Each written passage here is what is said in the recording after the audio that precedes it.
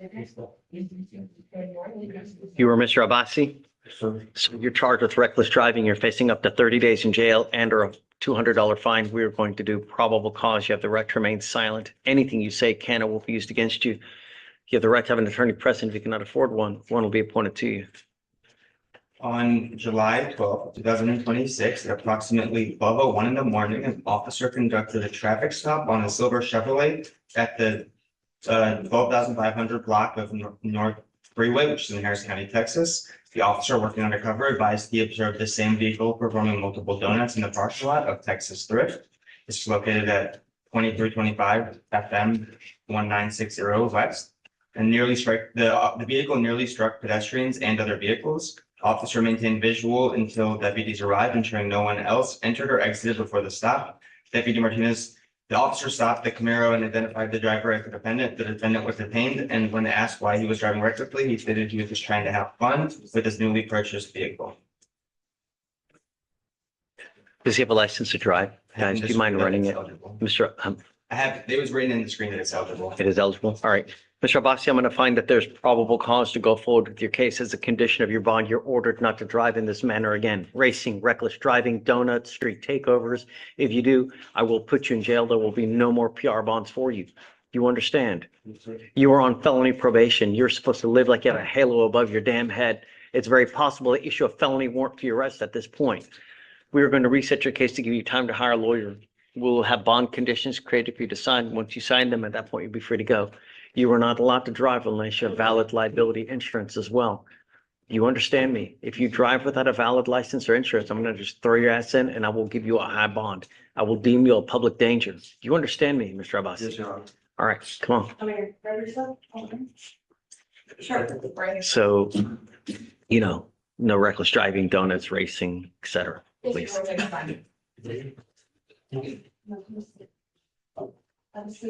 We have the interpreter here.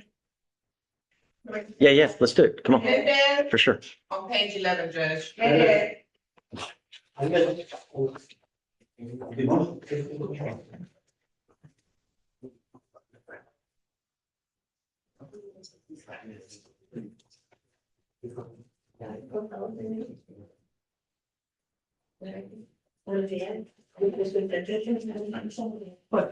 You are Mr. Mendez. Yes. Mr. Mendez, you're charged with driving while intoxicated. You're facing up to a year in jail because of the high blow. We are going to do probable cause. You have the right to remain silent. Anything you say can or will be used against you. You have the right to have an attorney present. If you cannot afford one, one will be appointed to you. On July 17th of 2026, an officer dispatched for the 4430 Rosebud Drive. This is a public roadway in Harris County, Texas. There was a witness who stated the defendant had attempted to make a left turn, but failed to yield the right of way and hit her. The defendant had a strong odor of alcoholic beverage in his breath. The defendant stated that he purchased and drank I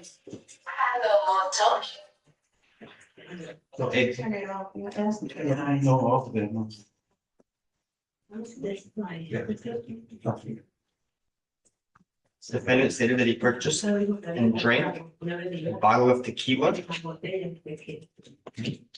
The incident occurred at 11:17, and the driver stated he last ate a salad at 12, which is actually after the incident. The SFSDs were 6 out of 6 of the HGN, 4 out of 8 of the walk and turn, and he was unable to do the one leg stand as he was only doing the walk and turn. The DIC was read with Spanish audio, and he blew a .212 and .214. Oof. Does he have a license to drive? Not eligible, Your Honor. Mr. Mendez, I'm going to find that there's sufficient probable cause to go forward with your case. As a condition of your bond, you were ordered not to consume alcohol illegal drugs, or unprescribed controlled medication. You do not have a Texas driver license. You are not allowed to drive. I don't care what you have to do in this life. Mr. Mendez, look at me. You will be signing a promise with me. This is an affidavit that you will swear to today that you're not going to drive. Like I said, I don't care that you have to work. I don't care that you need groceries. I don't care that a child has to go to the hospital. You do not have a license. Therefore, you are not allowed to drive. Sorry, your license is eligible. It is eligible. Yes, sir. Are you sure? Yes, I can rerun it. Please.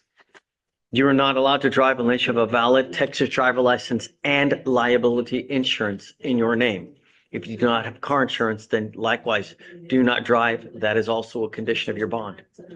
If I find that you consume alcohol, I will revoke your bond and put you in jail. Do you understand? Yes. Okay. We are going to reset your case to give you time to hire a lawyer. So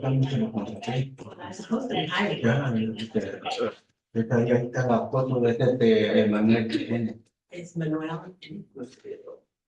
let me see. Supposed that he was coming here. Are you expecting them here today? Who is it? ¿Quién es? Manuel, Manuel N.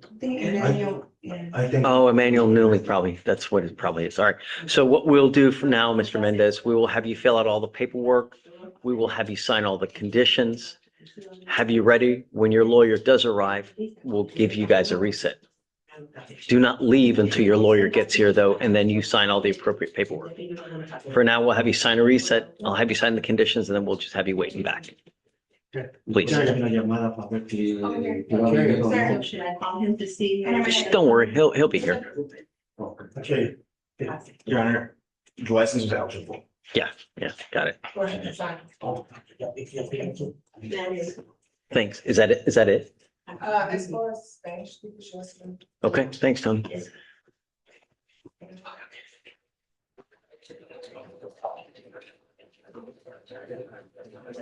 Now that's on page 3, Judge. Nicholas.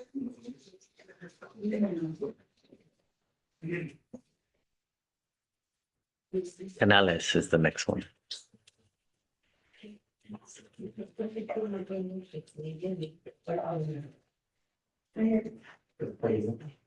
All right, good morning, Mr. Canales. Sir, you're charged with unlawful carrying of a weapon. You're facing up to a year in jail and or a $4,000 fine.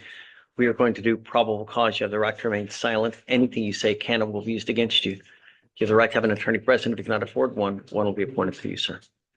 On July 17th of 2026, at approximately 2:24 in the morning, officers conducted a traffic stop after observing the defendant's vehicle traveling eastbound on Kidwell with expired registration. Defendant consented to a search of the vehicle, and inside the center console, officers located a holstered silver Smith & Wesson and multiple marijuana blunt ends containing usable quantities of marijuana. The marijuana was later weighed at 1.81 grams, which is a usable amount, and based on its green color, leafy texture, packaging, and officer/narcotics unit confirmation, the substance was identified as marijuana. The firearm and marijuana were both within reach of the defendant, and his driver's license is not eligible. So was the gun in plain view or was it inside of the actual? The defendant consented to a search of the vehicle. He did? I got it. Okay. Mr. Canales, I'm going to find that there's probable cause to go forward with your case. As a condition of your bond, you were ordered not to drive. You do not have a license. I don't care what you have to do in this life. Do not drive. You're telling me that he doesn't have a license, is not eligible, correct? Yes, Your Honor. So you do not have a valid Texas driver license. Do not drive. Do you understand? It is your responsibility to figure out what the heck's going on with your license, but until that point, and you come back and get approval, if I find that you drive, I will put you in jail and I'm going to make your bond high. Do you understand? Yes, sir. You will be signing an affidavit with me today promising me you're not going to drive. There's nothing in this life that you can justify getting into a car and driving. If you drove here, you cannot drive home. You understand? Also, as a condition of your bond, you're ordered not to be in possession of any weapons as well. No weapons, no driving. If you get your license If you get our insurance, come back and we can talk, and then I can take this restriction off. I'm just asking you to follow the law. If I find that you try to do stuff on your own and you violate this, I'm just going to go bananas on your bond. Do you understand? I'm not asking much from you.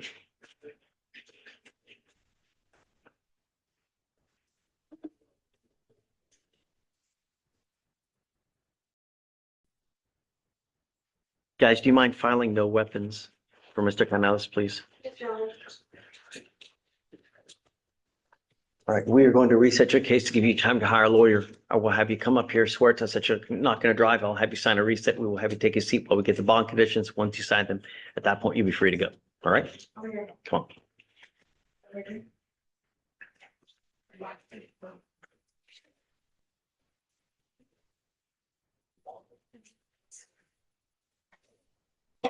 Right now. Do you solemnly swear that you will not drive without a valid driver's license? Over here.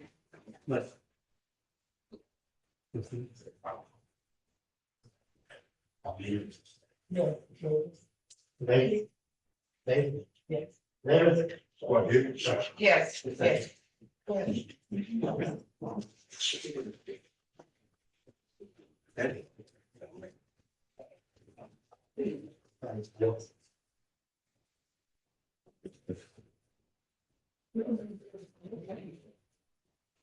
right, good morning, Mr. Davis. Sir, you're charged with assault of a family member. You're facing up to a year in jail and or a $4,000 fine. We are going to do probable cause. You have the right to remain silent. Anything you say can or will be used against you. You have the right to have an attorney present. If you cannot afford one, one will be appointed to you. An officer dispatched a follow-up of an alleged act of homely violence that occurred on December 27th, 2025 at 7400 Katy Freeway in Harris County, Texas, March 19th of 2026. Officer contacted a defendant witness who stated she was in a relationship with the defendant for 6 years. While driving to a football game, the defendant stated, "You always pick and choose what you want me to do. I don't want to be with you." The complainant replied, "Okay, I don't want to be with you either." The defendant replied, "I'm not going to buy anything to the house," which the complainant replied, "You're not a man." From there, the complainant stated that the defendant was driving around the area of 7400 Katy Freeway in Harris County, and the defendant struck the complainant with the back of his right open hand on the complainant's face, causing physical pain. When the complainant stated once she was struck in the face, the complainant stated that she was covered her face with her hands, and then the defendant started striking the complainant several times on her hand, causing physical pain. From there, the complainant threw her drink at the defendant, making it difficult for the defendant to drive. And then the complainant called the police, found the police to the location. The officer observed injuries consistent with the statement. All right. Mr. Davis, I'm going to find that there's probable cause to go forward with your case. As a condition of your bond, you were ordered not to have any contact with this person whatsoever. If you do, I will revoke your bond, put you in jail. There will be no more PR bonds for you. Additionally, while you're on bond for this assault case, no possession of any kind of weapons or ammunition. If you violate these conditions, I only have one place for you. Do you understand? Yes. Do you have the ability to hire a lawyer? Yes. We will give you time. I'm going to have you sign a reset. We'll have you take a seat while we get your bond conditions. Once you sign them, at that point, you'll be free to go. There is a protective order that has been issued in this case. You need to get to know it. If you do something to violate this protective order, like go to the complaining witness's house, place of work, have contact, they can file an additional case against you in a violation of protective order. It's one of the worst cases you can pick up. You understand? Okay, please.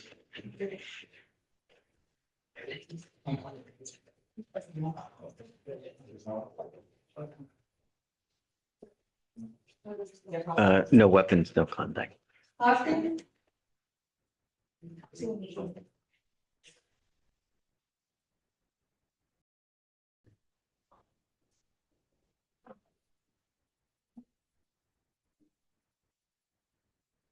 What's the last name? I'm sorry? What's the last name? Austin on Page 7. It's top 7. All right, good morning, Mr. Hoskins. Sir, you're charged with unlawful carrying of a weapon. You're facing up to a year in jail and or a $4,000 fine. We are going to do probable cause. You have the right to remain silent. Anything you say can or will be used against you. You have the right to have an attorney present. If you cannot afford one, one will be appointed to you, sir. On July 18th, 2026, officer conducted a traffic stop at 14742 White Heather Drive, which is in Harris County, Texas. After the officer observed the vehicle displaying expired registration, the driver identified by his Texas driver's license was the defendant and was operating the vehicle. In plain view on the dashboard, the officer observed an unholstered tan or black Glock pistol with a fully loaded magazine inserted and no round chambered. A criminal history check showed the defendant had a prior unlawful carrying of a weapon charge. All right, Mr. Hoskins, I'm going to find that there's probable cause to go forward with your case. While this case is open, just no weapons. Do you understand?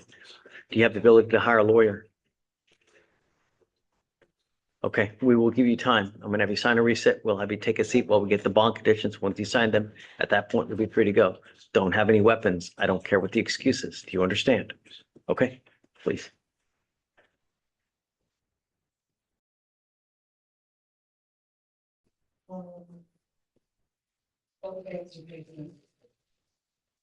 Lopez.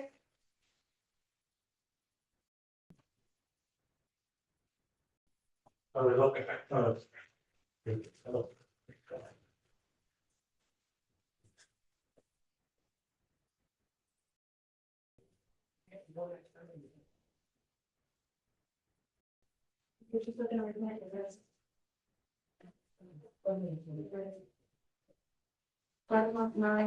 Thanks. Good morning, Mr. Lopez. You're charged with unlawful carrying of a weapon. You're facing up to a year in jail and or a $4,000 fine. We are going to do probable cause. You have the right to remain silent. Anything you say can and will be used against you. You have the right to have an attorney present. If you cannot afford one, one will be appointed to you. On July 19th of 2026 at 1:28 in the morning in Harris County, Texas, on a public roadway, an officer observed a vehicle going 91 miles per hour in a posted 64-mile-per-hour zone. The officer obtained this reading by using his in-car radar while stationary.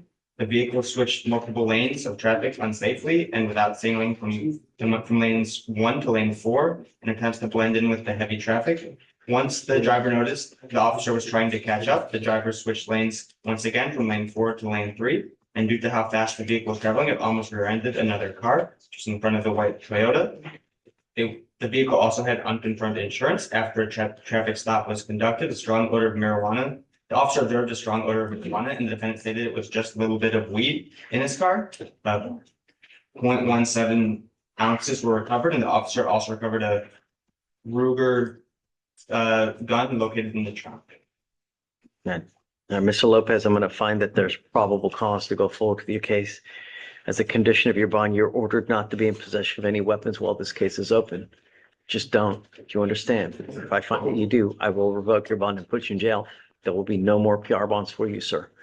We'll have you sign a reset. We'll have you take a seat in the jury box while we get your bond conditions. Once you sign them, at that point, you'll be free to go. When you come back, please have a lawyer.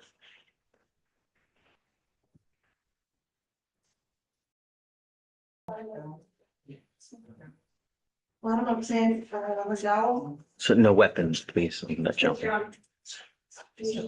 Susan?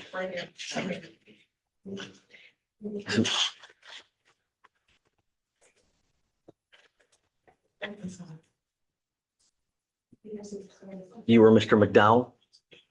Mr. McDowell, you're charged with 2 cases. You're charged with driving while intoxicated and failure to stop and give information. On both of those cases, you're facing up to 6 months in jail and or a $2,000 fine. We are going to do probable cause. You have the right to remain silent. Anything you say can or will be used against you. You have the right to have an attorney present. If you cannot afford one, one will be appointed to you. On July 17th of 2026 in Harris County, Texas, on a public roadway, a motor vehicle hit a marked police car and fled without giving information. The police broadcast the make and model of the car, and the other police were able to stop and detain the defendant. The police noted glossy eyes and slurred speech, but the defendant denied being in a crash despite the damage to his car. The officer conducted SFSTs, and they were 606 on the HGN, 7 out of 8 on the walk and turn, and 3 out of 4 on the one leg stand. The DSD was read, and a blood draw was consented to. So you said there was a crash and you ran? So- Hit a marked police car. Mr. McDaniel, I want to find that there's probable cause to go forward with your case. Does he have a valid Texas driver license? Does he have any prior DWIs? No priors? Okay. Hey, Mr. Hines, before you leave, we need to talk about McDaniel, please. So do not leave until we talk about him because we need to talk about his bond. Okay, thanks. All right, Mr. McDowell, as a condition of your bond, you were ordered not to consume alcohol illegal drugs or unprescribed controlled medication, you will be randomly tested. If I find that you're using anything illegal, including marijuana, I will revoke your bond and put you in jail. You are not allowed to drive unless you have a valid Texas driver license and liability insurance. That is also a condition. If I find you drive without insurance, I will revoke your bond and put you in jail. Do you understand? Yes or no? Yes.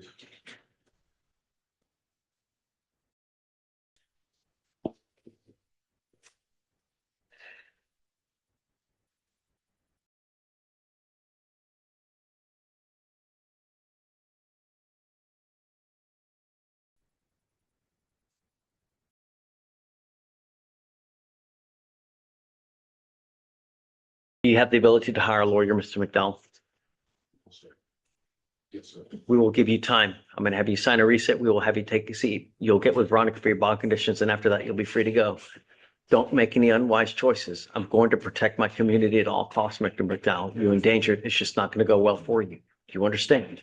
You will get no more warnings, sir. Bossy? So 12, O'Connor?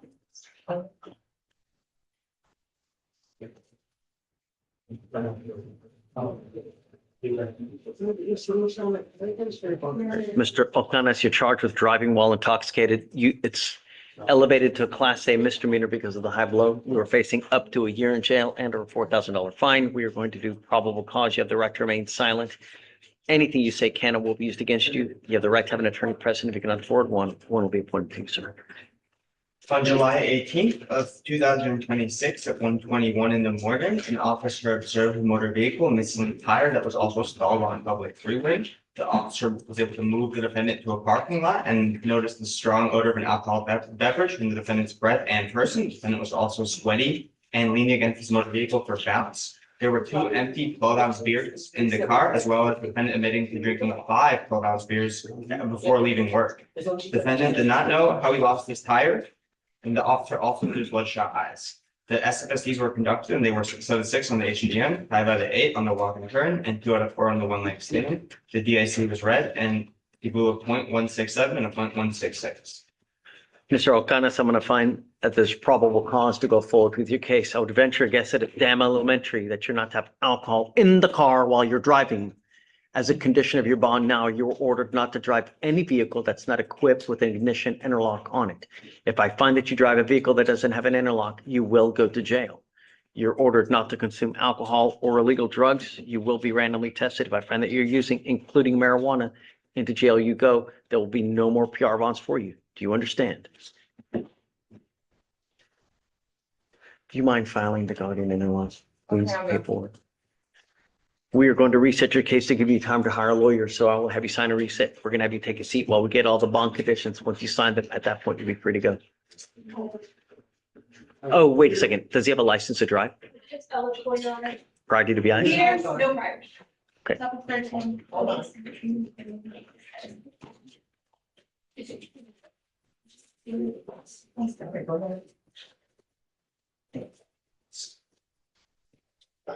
Peters.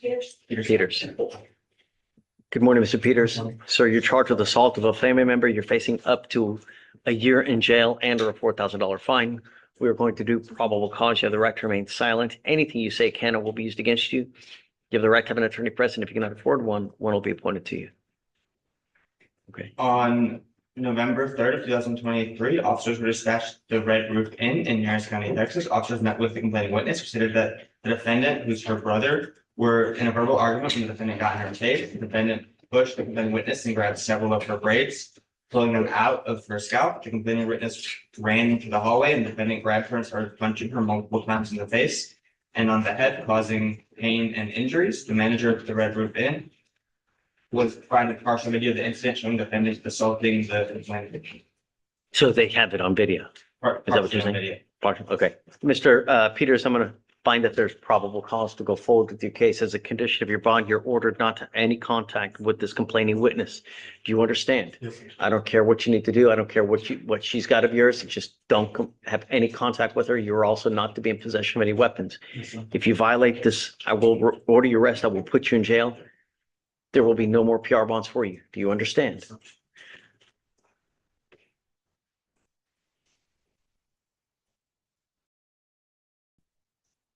Do you see a protective order that has been issued by chance, Mr. Peters? That's a no, right? No. No? Okay.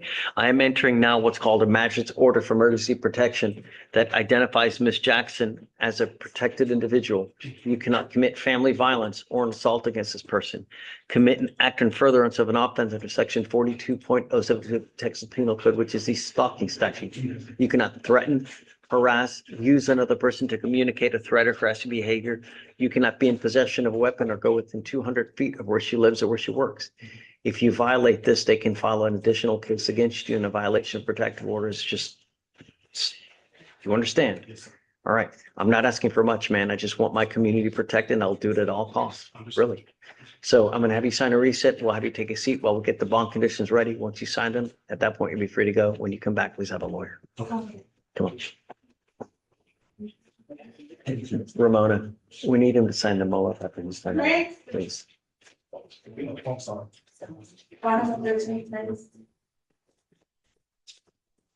Hold on, can we handle Mr. Thering first? Mr. Thering, who's your client? Stephen Holtar. Good morning, sir. Good morning. How are you, Judge? How are you? Great to see you. It's over there. Judge, page 7. Yep. All right, Mr. Hoveder, you're charged with driving while intoxicated, second offense. Okay.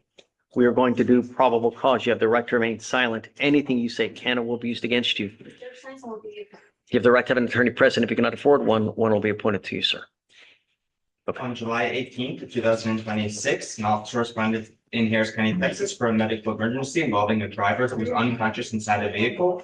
The deputy observed the defendant's vehicle stationary in the roadway with brake lights on, engine running, and transmission in drive. The driver and sole occupant, identified by his Texas driver's license, was the defendant who was unconscious and unresponsive to loud commands, lights, and knocking. While entry was being forced into the vehicle, the defendant woke and drove forward, nearly striking a marked patrol unit. Deputies ordered the defendant to place the vehicle in park and exit. Upon removal, deputy noticed a strong odor of alcohol, slurred speech, confusion, and balance issues. SFSTs were conducted at a nearby gas station. The defendant displayed 6 out of 6 for the HGN, 6 out of the 8 for the walking turn, and 3 out of 4 for the one-leg stand. Two witnesses stated they observed the defendant earlier driving erratically, weaving into other lanes, nearly striking vehicles, driving under the speed limit, and stopping past marked intersection lines. They followed him for approximately 1.7 miles while contacting police until he stopped at the intersection and lost consciousness. Both confirmed he was the sole occupant. The defendant refused the breath sample after DSC warnings, and a blood warrant was obtained and executed. And a criminal check revealed his prior DWI conviction. His driver's license is open. Got it. Mr. Hoveder, I'm going to find that there's probable cause to go forward with your case. As a condition of your bond, you were ordered not to consume alcohol, illegal drugs, or unprescribed controlled medication. I'm going to randomly test you like crazy to make sure you're not using. If you have a problem with drugs or alcohol, now is the time for you to address it. Because if you don't, I will do it for you. And if you don't believe me, ask Mr. Thering. We have butted heads on more than one occasion because of issues that have come up with clients. As much as I love him, I don't give a rat's behind. You violate any of these conditions, you endanger my community, I'm going to throw your ass in there and I will make it sky high. Do you understand? You are not allowed to use any car that doesn't have an ignition interlock on it. If I catch you driving a car without an interlock, then likewise, you will go into custody. I send notice to DPS in Austin so that every police officer in the state knows if they pull you over, whatever car you're driving doesn't have an interlock, they're going to take you to jail. Do you understand? Yes, sir. I'm not going to warn you again. If you violate these conditions, if you fail to blow in this device, if you test positive for anything illegal, including marijuana, it's just really not going to go well for you.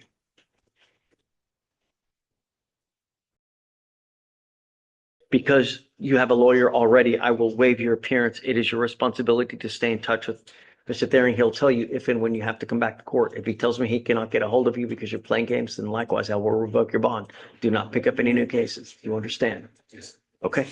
Great to see you. Likewise, briefly, Your Honor, on a positive note, he is going to intensive outpatient at the positive recovery on Monday.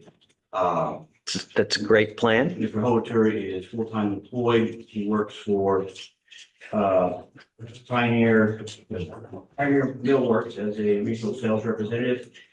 He does travel, hopefully with your permission, continue. I understand that if you allow him, you'll have a different monitoring device, whatever. Yeah, requires. That's the only thing that we will, if he's traveling, then we're going to give him a device to take with him on travel. Yes, sir. But I don't have a problem with it as long as we know. My only concern is that number one, you're not using alcohol or using anything that has alcohol in it. Number two, if you drive, any car that you drive has to have an interlock. I don't care if you go to Abu Dhabi. I don't care if you go to Hawaii, wherever you go, any car you drive must have an interlock. If it doesn't, then do not drive. Do you understand? Yes, sir. I'm not asking much from you. I want my community safe and I'll just do everything in my power to do it. Understand? I So- don't, a little bit. I'm Tell me. sorry. It's okay. So when he goes to these other places. We'll give him a portable device then. But a step further, if he's by himself, but you want it, he can either Uber, it sounds like, or That's- rent a car, but you said no car that doesn't have the device. No. Right. You'll have to, if you're going out, you'll have to Uber. When you're out, we will give you a portable device. So I'd probably say, let's give it to him now. I'll waive all the fees for everything, but just don't use, really. It is, take it one day at a time. Just, First day, last time. sometimes these can be a blessing in disguise before something really major, something where you dig yourself into a hole that you're unable to crawl out of happens. That we don't want that for anyone, but okay. Thanks, guys.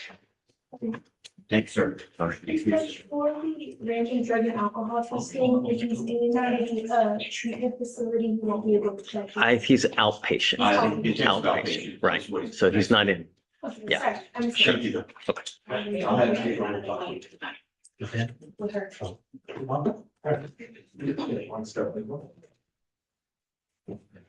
Follow-up Thursday, next time. Thank you. This is Prince? Prince, you say? Good morning, Mr. Prince. Sir, you're charged with theft. You're facing up to a year in jail and or a $4,000 fine. We are going to do probable cause. You have the right to remain silent. Anything you say can and will be used against you. You have the right to have an attorney present. If you cannot afford one, one will be appointed to you, sir. Okay. On July 16th, 2026, in Harris County, Texas, an officer responded to theft at a theft call at 1206 Eve Avenue. Officer was given a description of the defendant and made contact. The defendant advised that he was attempting to borrow a lawnmower. The defendant repeatedly advised officer that he was not attempting to steal a lawnmower, but the complaining witness's neighbor had informed her, the complaining witness, the defendant was attempting to steal a lawnmower and initially stopped them. The lawnmower was worth $1,000 and the complaining witness wants to press charges. So he made off with the lawnmower allegedly. He was trying to, it did not wasn't he was actually able to finish the attempt. Okay. Mr. Prince, I'm going to find that there's probable cause to go forward with your case. Just hold on. You have the right to remain silent. It's probably not a good idea to say anything now. I've got a bunch of DAs here. Whatever you say, they're just going to try to use it against you. Whatever you say now, it's not going to change the outcome. The only thing I'm doing now is I'm placing conditions that I think will hopefully ensure that you don't pick up any more cases. Because if you do, if you violate these conditions, then I will put you in jail. There will be no more PR bonds for you. So if I have to put you in there at a $10,000, $20,000, $50,000 bond, if you don't have anyone to pony up that kind of money, you'll be with me for a long time. Do you understand?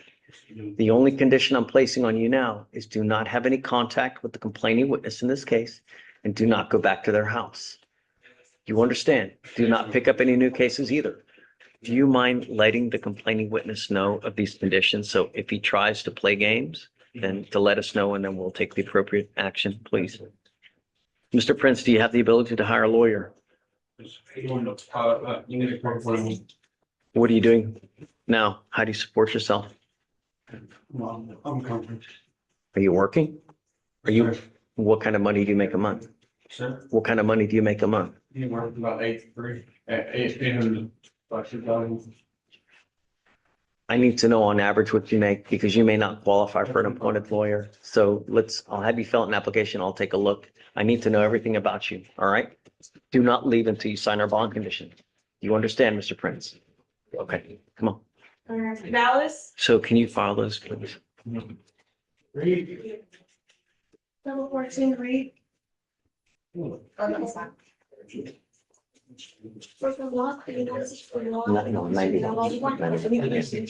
Mayor. Your Honor, Mr. Mulder, he already signed up for the interlock, and the earliest we can give him will be Tuesday. His deadline is Sunday. Yeah, that's fine.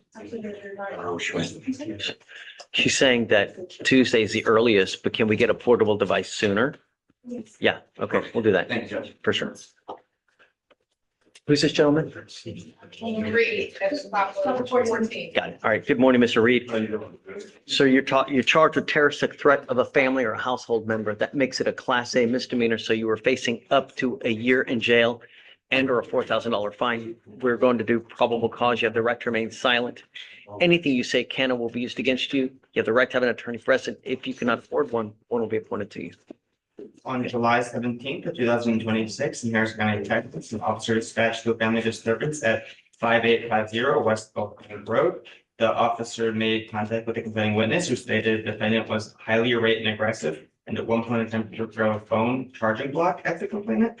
Upon separating, the defendant said, "Bitch, I will kill you," to the complainant, placing her in fear of imminent serious bodily injury.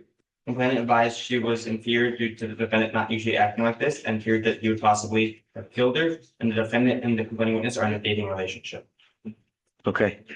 Let's see. All right, Mr. Reed, I'm going to find that there's probable cause. You do not have any contact with this person. You understand?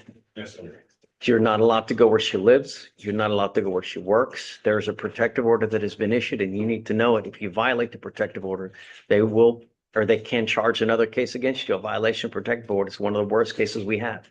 You understand? Yes, sir. I don't care what you need. I don't care if you've got clothes, whatever you may have over there, just don't have any contact with this person. Do you understand? Yes, sir. I understand. Okay. You have the ability to hire a lawyer. I have for the point. What do you do for a living? I work. I got 2 jobs and I work. I work my own.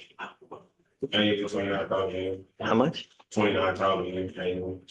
About $14.50 an hour. Okay, well, take a look to see whether you qualify. Deputy will give you an application. I need to know everything about you, what kind of cars you have, how many cars, whether you live in a house, apartment, how much money you have in the bank, and then I'll take a look at whether you qualify. Deputy will give you an application. We're gonna have bond conditions created for you to sign. No weapons as well. You understand? Once you sign them, at that point, we'll take a look at the application. Go. Hoskins? Yeah. Guys, no contact, no weapons, no going back. Robinson? Bottom of 14, Judge. Davis.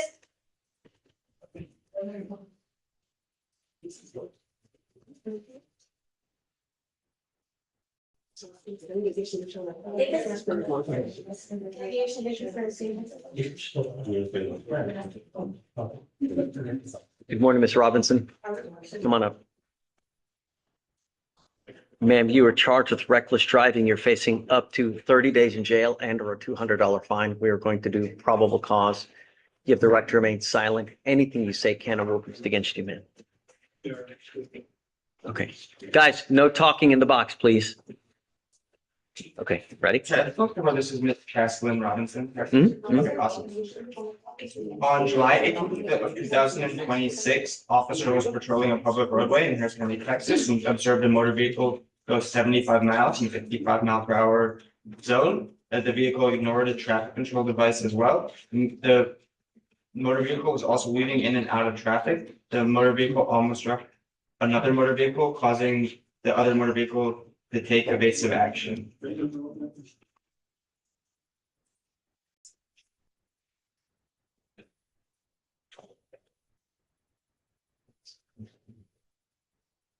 Is that it? Yes. Let me just double check.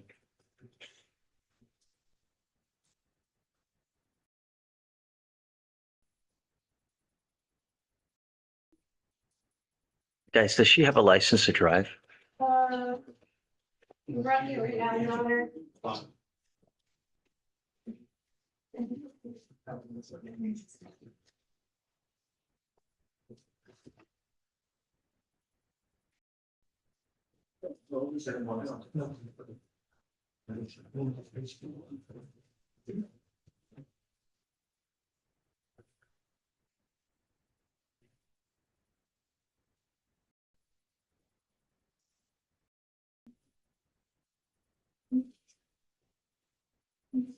Your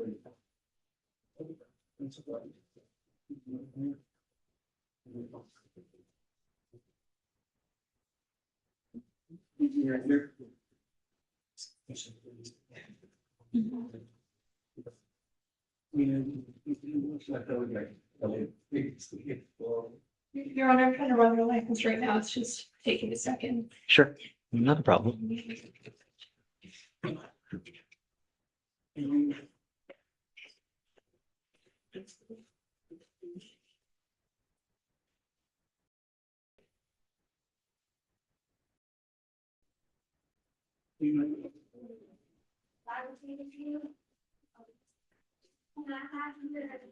Your Honor, her license is eligible. It is eligible. Yes, Your Honor. All right. Ms. Robinson, I'm going to find that there's probable cause to go forward with your case. If I find that you drive in this manner again, I will order your arrest. I will put you in jail. There will be no more PR bonds for you.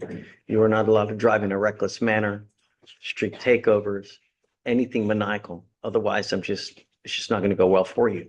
One of the things you must maintain is liability insurance as well. If you do not have car insurance in your name, then that is also a condition you are not allowed to drive.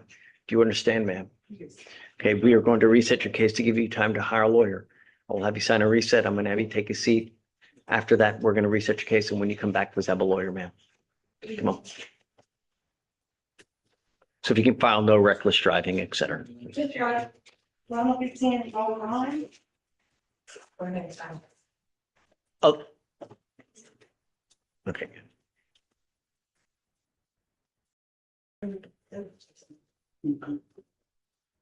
I'm seeing what you call.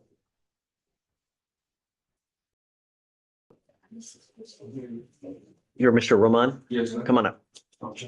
So you're charged with driving on a suspended or revoked license. You're facing up to 6 months in jail and or a $2,000 fine. We are going to do probable cause. You have the right to remain silent. Anything you say can and will be used against you. You have the right to have an attorney present. If you cannot afford one will be appointed to you, sir. On July 18th, 2026, in Harris County, Texas, an officer observed a motor vehicle without illuminated taillights go through a red light on a public roadway. For a traffic stop, the defendant admitted that his Texas driver's license was suspended and he had no insurance, which the officer confirmed. Mr. Roman, you are not allowed to drive. I don't care what you have to do in this life. You will be signing an affidavit with me today promising me you're not going to drive. If I find that you do, I can have a contempt hearing. You can be facing an additional 180 days in jail and a $500 fine every time you drive, and I can stack it. Do you understand? Do not drive. I will not warn you again, and I don't give a rat's behind what you have to do in this life. If you want to drive, go get a license, get insurance. Until that point, you do.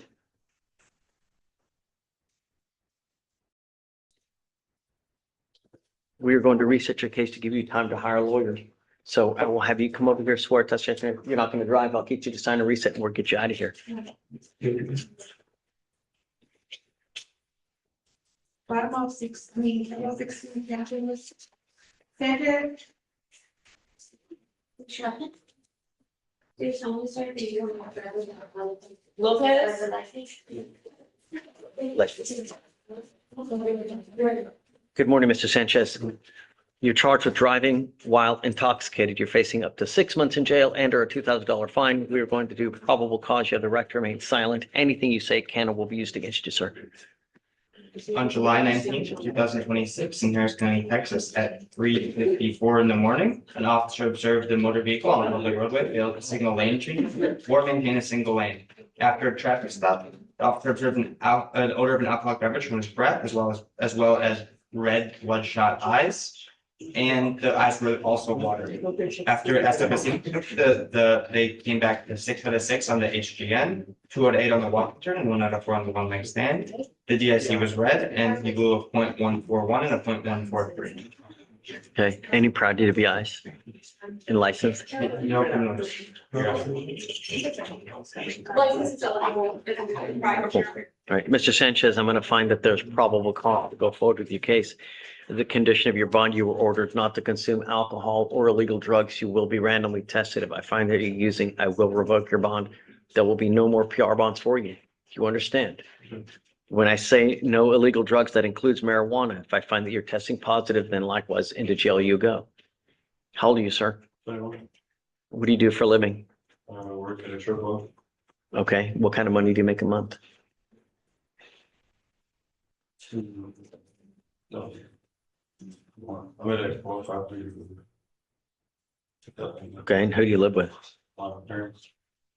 All right, we're gonna reset your case to give you time to hire a lawyer, so I will have you sign a reset. I will have you take a seat while we get your bond conditions. Time is of the essence. Do not sit and wait a month, 2 months, because you're only hurting yourself. You need to get on it now to hire a lawyer. Understand? Sure. All right, come on. Bottom of 16 shot. Shantz? Sir, you. Good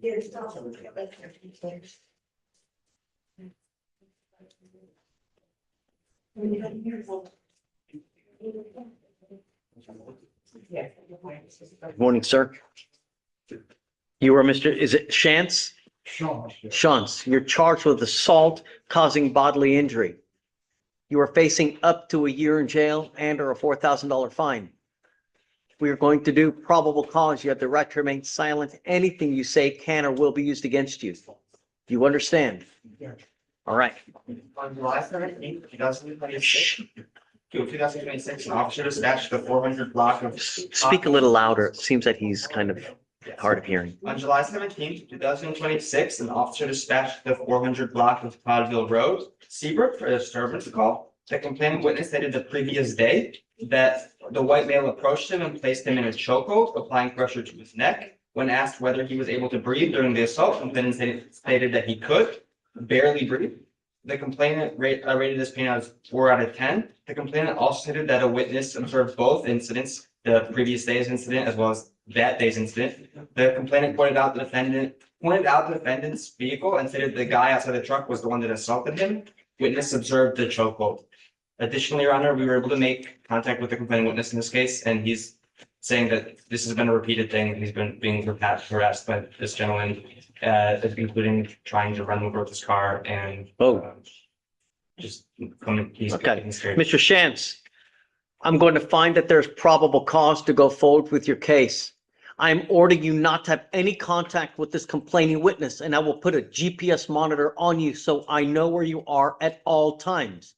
You are not to go within 1,000 feet of where this person lives or works. Do you understand? You will have to go another way. Find another way. I don't want you going anywhere near this person. I don't know what to tell you. The allegations that they're saying is that you try to run them over. I don't want you going anywhere near this person's house. Stop. I'm not going to argue. I'm telling you what these conditions are. You either live by the conditions or you die by the conditions. Do you understand? I'm going to protect my community at all cost. I'm trying to do whatever I can to try to prevent any further things from happening. Do you understand? Yes. If I have to put you in jail, there will be no more PR bonds for you. This is not a revolving door. You have the ability to hire a lawyer. You have the ability to hire a lawyer. Do you have the ability to hire a lawyer? Yes. We will give you time. I'm going to have you sign a reset. I'm going to have you get with Veronica for your bond conditions. One of the other conditions that you have is no weapons. Do you understand your conditions? Okay, we'll have you sign a reset. We'll have you get with your conditions, and after that, you'll be free to go. Double 17, Sweet. Peters.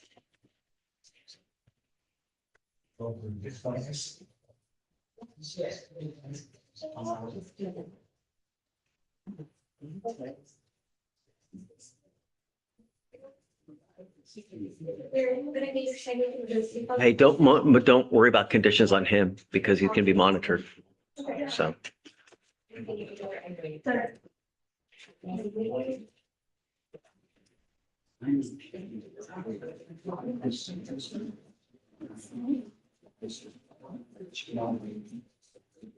Mr. Swede, you're charged with driving while intoxicated, second offense.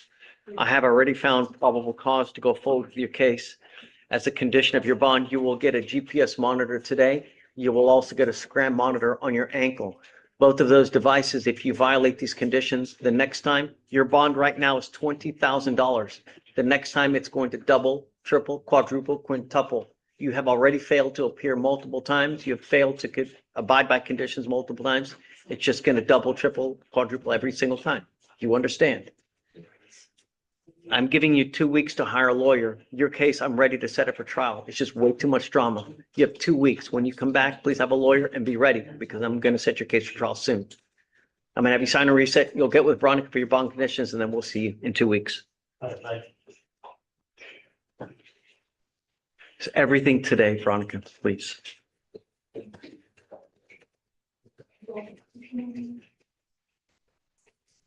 Bottom one, Judge Fleischer.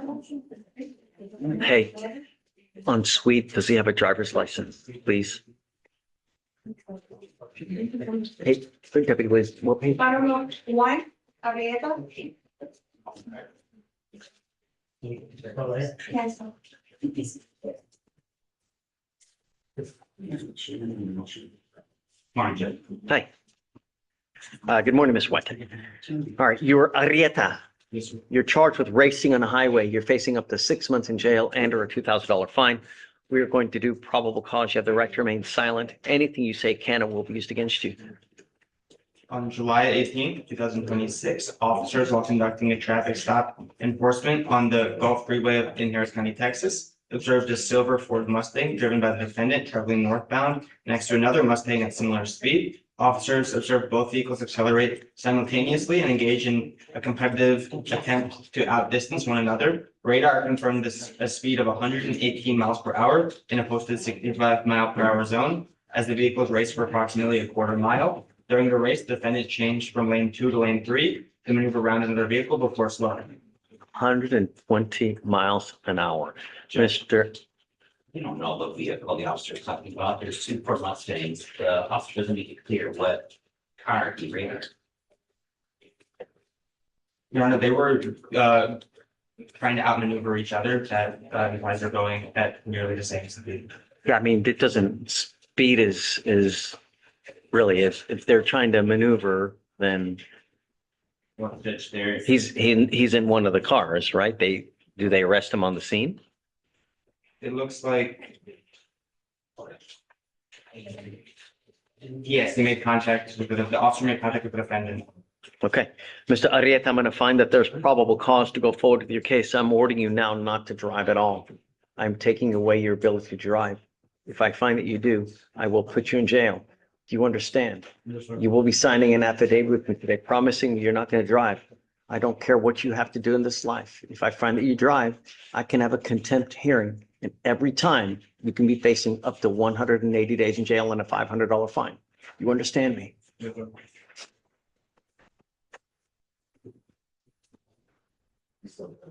Because you have a lawyer, I will waive your appearance.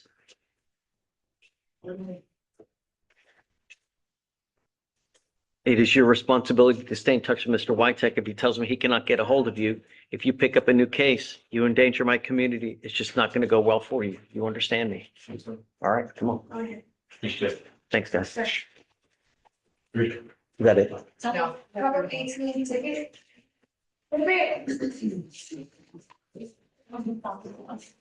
Sorry.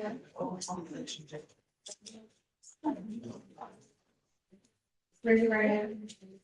Good morning, Mr. Tippett.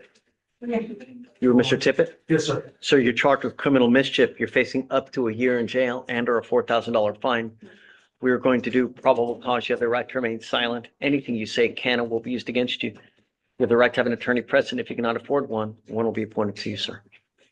Okay. On July 15th, 2026, in Harris County, Texas, an officer dispatched a criminal mischief call at 12715 Laurel Vale Way. The complainant was seated at approximately 12:44 p.m. The defendant kicked in the front door before fleeing on foot towards Laurel Harper Drive. The complainant stated that neither her nor any of her family members were home at the time the door was kicked in. The officer reviewed surveillance footage obtained from 2 neighboring residents and then estimated damages of $1,000 what the complainant provided. Officers were able to follow up at 12726 Laurel Mist Way, a nearby resident, and found the defendant who matched descriptions. And after Miranda, defendant stated that it was him in the video, but he did not remember it happening. Mr. Tippett, I'm going to find that there's probable cause to go forward with your case. As a condition of your bond, you were ordered not to go back to this residence and not to have any contact with the complaining witness in this case and not to be in possession of any weapons. If you violate this, I will order your arrest, put you in jail. There will be no more PR bonds for you. Do you understand, sir? Yes, sir. Do you have the ability to hire a lawyer? Yes, sir. We will give you, Court appointed. it's not my question. Do you have the ability to hire a lawyer? No, sir. Why not? Just moved to my mom's house, lost my job, What were you doing before this? sober living, So how do you support yourself now? day-to-day jobs, like temp agency. I'm ordering you now not to consume alcohol or illegal drugs. You will be randomly tested. If I find that you're using, I will revoke your bond. Do you understand? Yes, sir. Okay, we will have you fill out an application for court-appointed lawyer. Mr. Tippett, I don't know who you have in this life, but if I have to put you in jail at a 20, 10, $50,000 bond, if you don't have anyone that has any kind of money like that, you'll be stuck you'll be with me for a long time. There are no mistakes in this life.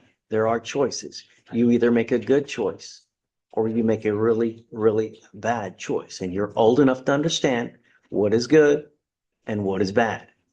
Do you understand me? Yes, sir. I'm going to protect my community. And if I have to throw you in jail, I'm not going to lose any sleep over it. Do you understand me? Yes, sir. I'm not going to warn you again. Deputy will give you an application. I'm going to have you meet with Veronica for your bond conditions. One of the other conditions are no weapons. Yes, You sir. understand? Yes, sir. Do you mind reaching out to the complaining witness to let them know of the conditions? So if he tries to go over there or tries to do anything, let us know and then we'll take appropriate action, please. Yeah. All right. Come on, Mr. Tip. Item of 18, Williams. Veronica. Test next week.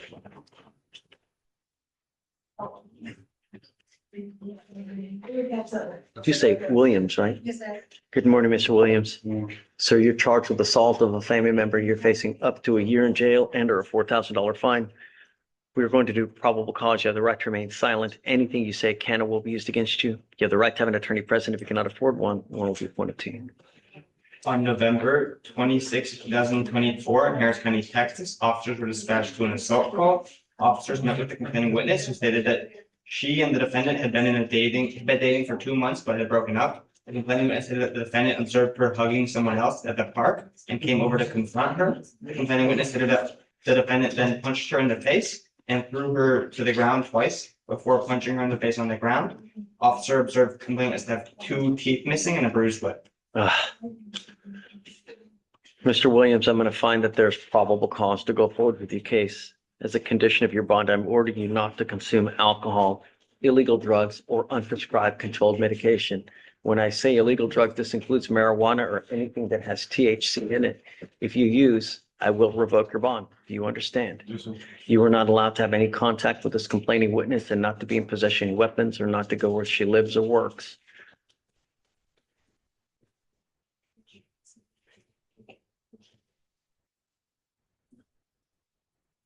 Tell me they didn't do a protective order in this case. I'm entering now what's called a magistrate's order for emergency protection. This is a court order that identifies RS as a protected individual. You cannot commit family violence or an assault. You're really going to roll your eyes at me? You do that one more time and I'm going to hold you in contempt. Do you understand me? I'm telling you now what protective order I'm issuing and what you need to know are these in this order. If you violate this, they can file additional case against you. And on a violation of protective order is probably one of the only cases in the Texas Constitution that allows me to hold someone at zero bond if they violate conditions. And I will do it in a heartbeat to protect everyone here. You understand, Mr. Williams? You are not to have any contact with this complaining witness. You are not to have any threatening, harassing. You are not to be in possession of any weapons. You're not allowed to go within 200 feet of where she lives or where she works. You are not allowed to use third parties to attempt contact, any kind of harassing, threatening. You're not to have any kind of stalking behavior in violation of 42.072 of the Texas Penal Code. Do you understand me? Now, you're 20 years old. What are you doing with your life, Mr. Williams? Are you working? When is the last time you had a job? Never? You're 20 years old. Most people at this age have some kind of trajectory where they're going with their life so they don't end up going like this in the gutter. Where are you headed, Mr. Williams? Exactly. Nowhere. You're 20. You ain't got no job. Did you graduate from high school? You ain't got no education. Where are you going in this life, Mr. Williams? Where are you going in this life, Mr. Williams? Where are you going in this life, Mr. Williams? The answer is nowhere, because you ain't got no education. You ain't got no job. This changes now. You will be tested on a weekly basis. I'm bringing you back next week, and I want to see what you have done to either get into school full-time or get a job full-time. These are now your bond conditions. We can do this the easy way, or we can do this the hard way. How this works depends on you. You and only you hold the keys to that jail cell, and I'm not going to play. Do you understand me?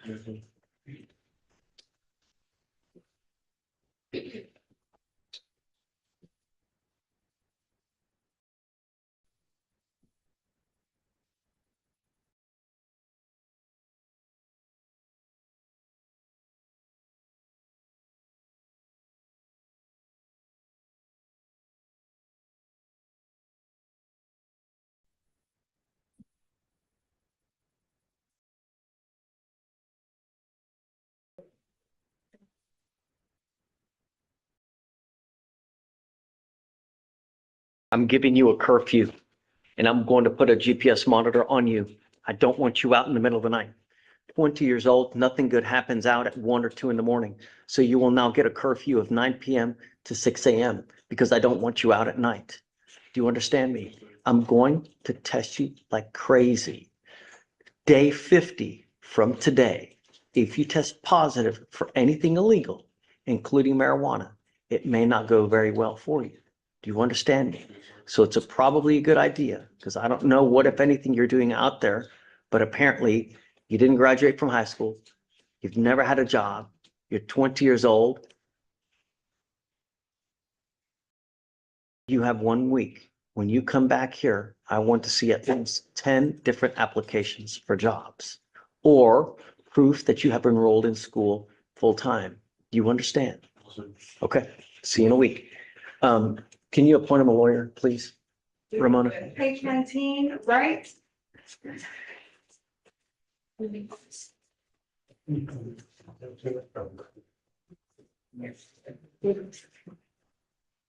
morning, Mr. Wright. Sir, you're charged with possession of marijuana. You're facing up to 6 months in jail and or a $2,000 fine. We are going to do probable cause. You have the right to remain silent. Anything you say can or will be used against you. You have the right to have an attorney present. If you cannot afford one will be appointed to you. On July 17th of 2026 in Harris County, Texas, an officer observed defendant with a black crossbody bag situated on his chest, halfway open and reaching inside of it. Defendant was walking from a red Chevrolet Camaro and a black Jeep SUV situated in the Circle Food Market business parking lot, a well-known place for possession and distribution of narcotics, gang activity, and violent crimes. The business is clearly displayed no trespassing, no soliciting, and no loitering signs posted throughout the exterior of the business. The business owners have continuously complained of trespassers and loiterers on their property. Upon officer's arrival, the defendant stated, "I got weed, boss man." And then officer observed marijuana showing from the defendant's right shorts pocket. As the officer continued his search throughout the black crossbody bag, the officer observed a black weight scale and one single small empty plastic baggie, which based on the officer's training and experience was commonly utilized by individuals engaged in the sale and distribution of illegal narcotics. The officers placed the defendant in the rear of his patrol vehicle. All right, Mr. Wright, I'm going to find that there's probable cause to go forward with the case. No more. If I find that you're slinging, it's just not going to go well for you. Do you understand? All right. We're going to have you sign a reset. We're going to get you out of here to hire a lawyer. When you come back, please have a lawyer. Come on.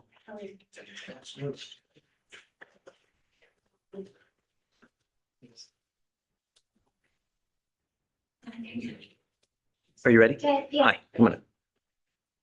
Judge, I have Mr. Moreno in the back in custody. Load in.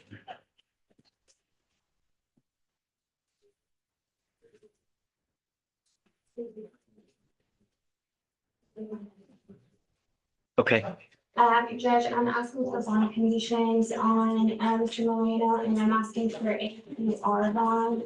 Judge, he's just started working,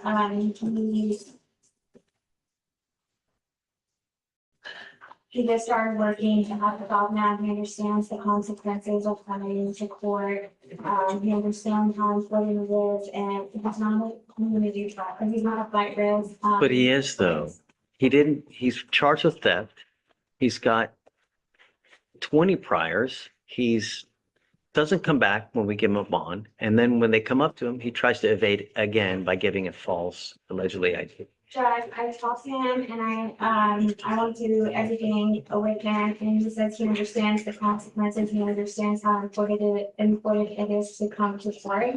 He said he applied on Monday to, at the court Monday, he wasn't able to make it 9 o'clock. He got a job at a car wash, and when 9 o'clock came around, he just lost track of time because he was working. Judge, he said that he knew that he was supposed to come. He didn't try to attempt to call the court. He says anytime that he has to be in court from now on, he'll be here. Where does he live? Judge, he lives in Houston. No. Is he on the street? Is he have an actual place that he lives? He has a place to go to, Judge. Have you confirmed that? Yes, Judge, I've asked him, but I have not made a call to. I want to confirm it first because let me know. Yes, Judge. I'm not going to take his word for it. If you can verify it, then we'll talk. But what is your position? What do you think? Mr. Moreno, Yeah. Your Honor, given the defendant's criminal history just from the past 5 years, would be opposed to PR bonds with how many cases he's picked up. This is what? Just with how many cases he's picked up in the past 5 years.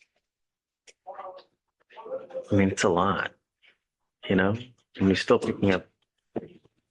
I don't know. First, I guess see if he has a place to go to, and then I'll consider it more. But I'm not going to just take his word that, hey, yeah, I've got.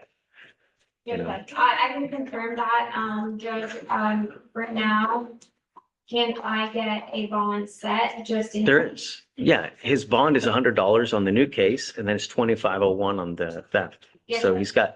and he's made bond on the new one too. They gave him another PR bond, so. Are you going to go down on the 2,500? Sure, yeah, I mean, I don't know how prudent it is to continue to give PR bonds, Yes, Judge. especially when you have that many. I mean, I'll cut it in half. Yes, Judge. Thank you, Okay. Judge.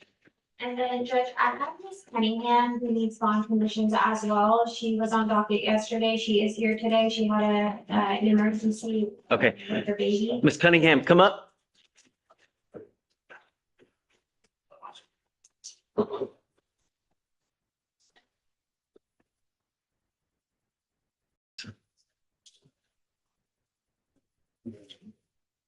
Ma'am, you're charged with assault of a family member. You're facing up to a year in jail and or a $4,000 fine. We are going to do probable cause. You have the right to remain silent. Anything you say can or will be used against you.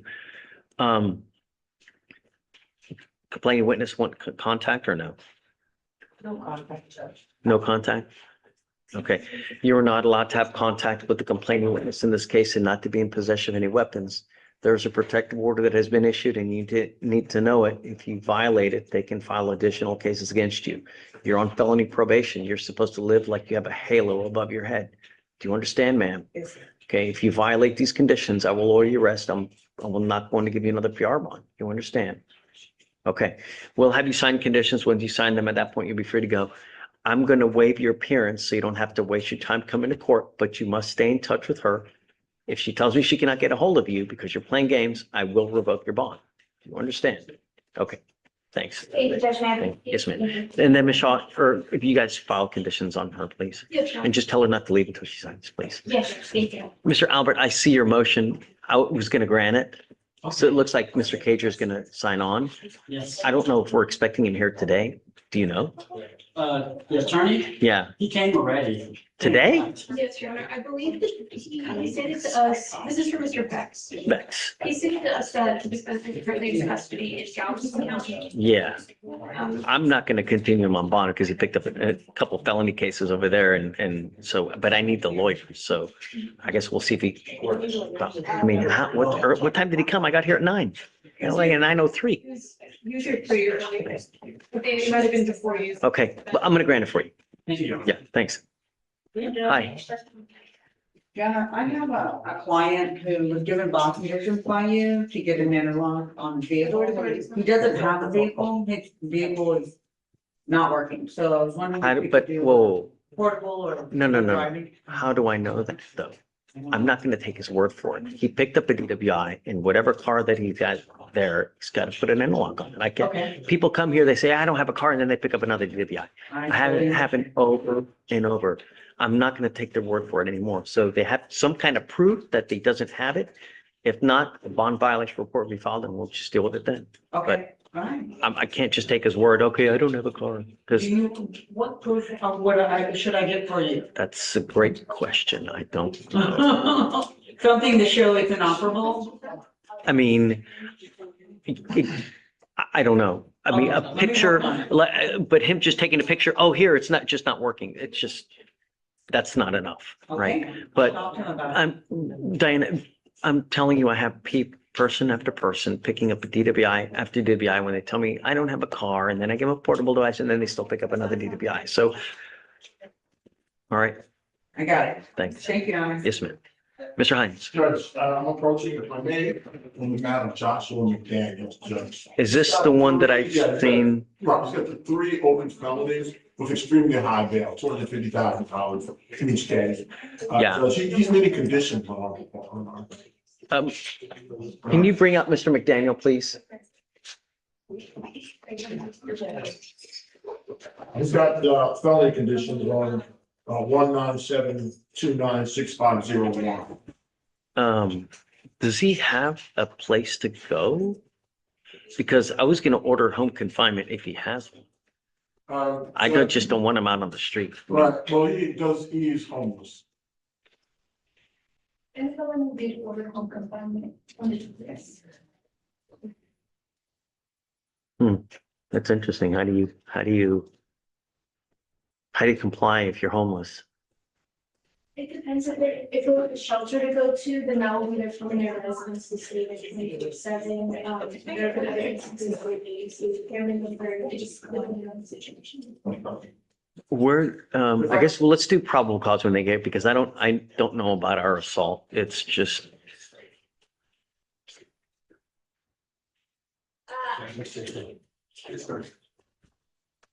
please stay. Good morning, Mr. McDaniel. Sir, you are charged with assault causing bodily injury. You're facing up to a year in jail and or a $4,000 fine. We are going to do probable cause. You have the right to remain silent. Anything you say can or will be used against you. On July 16th, 2026, in Harris County, Texas, officer responded to a homeless encampment.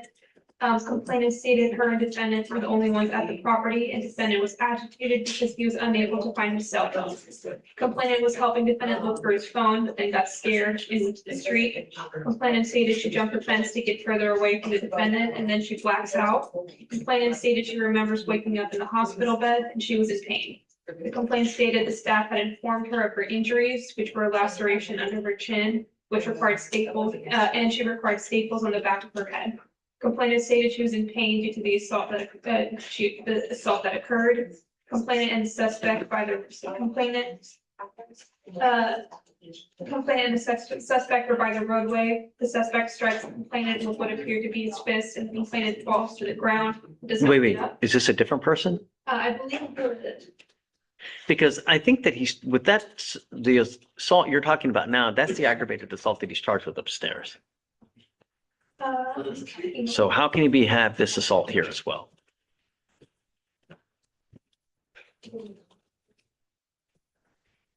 Oh, Unless there's multiple complaining witnesses. Well, let's see. I don't know. See what the information says.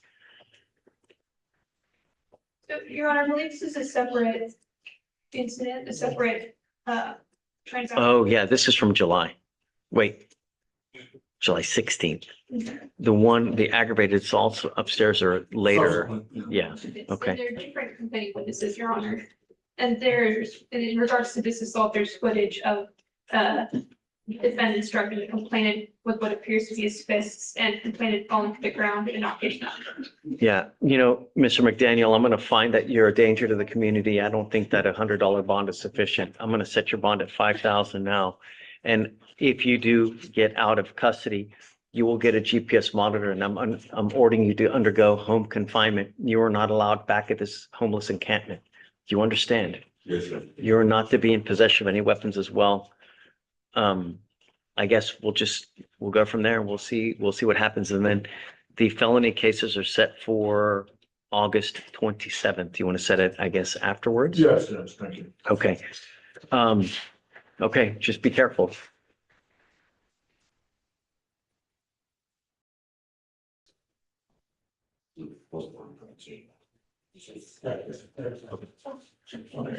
$5,000.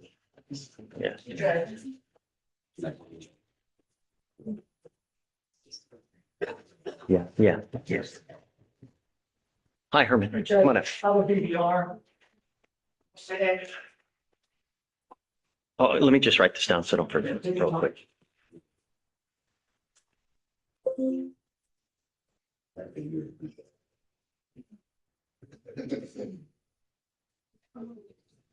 Yeah, yes. What's the last name? OSEI. Right. We provided the court and GP just, So he was supposed to test on 7/20, but the testing that he provided was from a lab not approved by the board. It was not approved for the testing, and it was on 7/23, 3 weeks after the test. And he did test this morning, and it tested negative. he was residing in Ohio, Judge, that's where the disconnect occurs. Okay, I advised him already to do it at Quest. Mr. Osei, come up.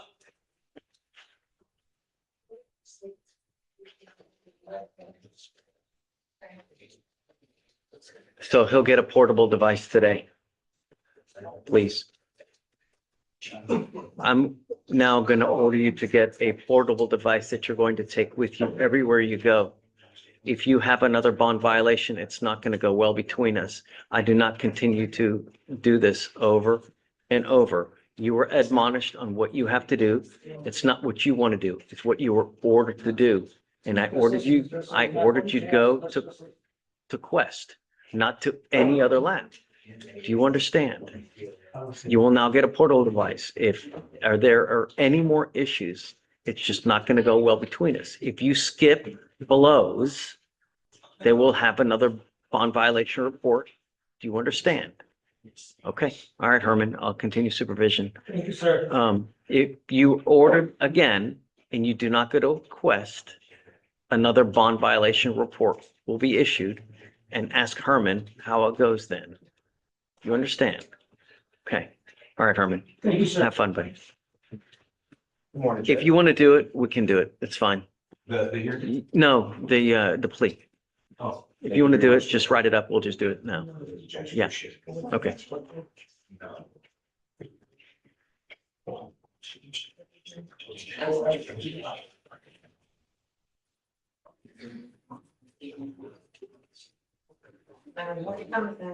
Thank you.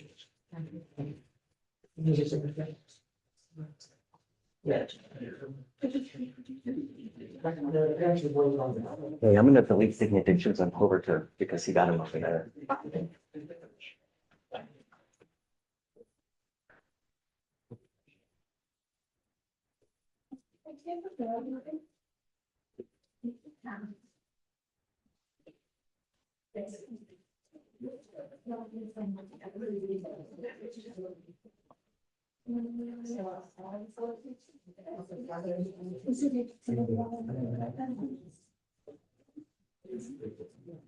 Veronica, do you need to talk to him?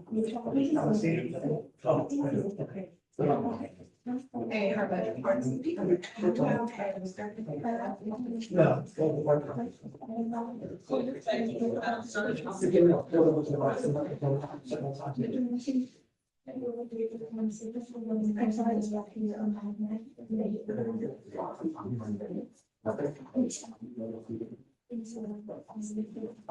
Counsel, you need me? Yes, sir. Come on up. Good day, Your Honor. Hi, good morning. I'm here on Omar, like, thinking that day. Last name is spelled Lete. He was custody. Okay. Do you have some kind of proof? That isn't. Uh-huh. Usually if you go to the INS website, you can run it with the A number and they'll pull it up. That he's actually in. I do, but it's also on the court's website. District court's website. It's an immigration hold status issue. Let me see.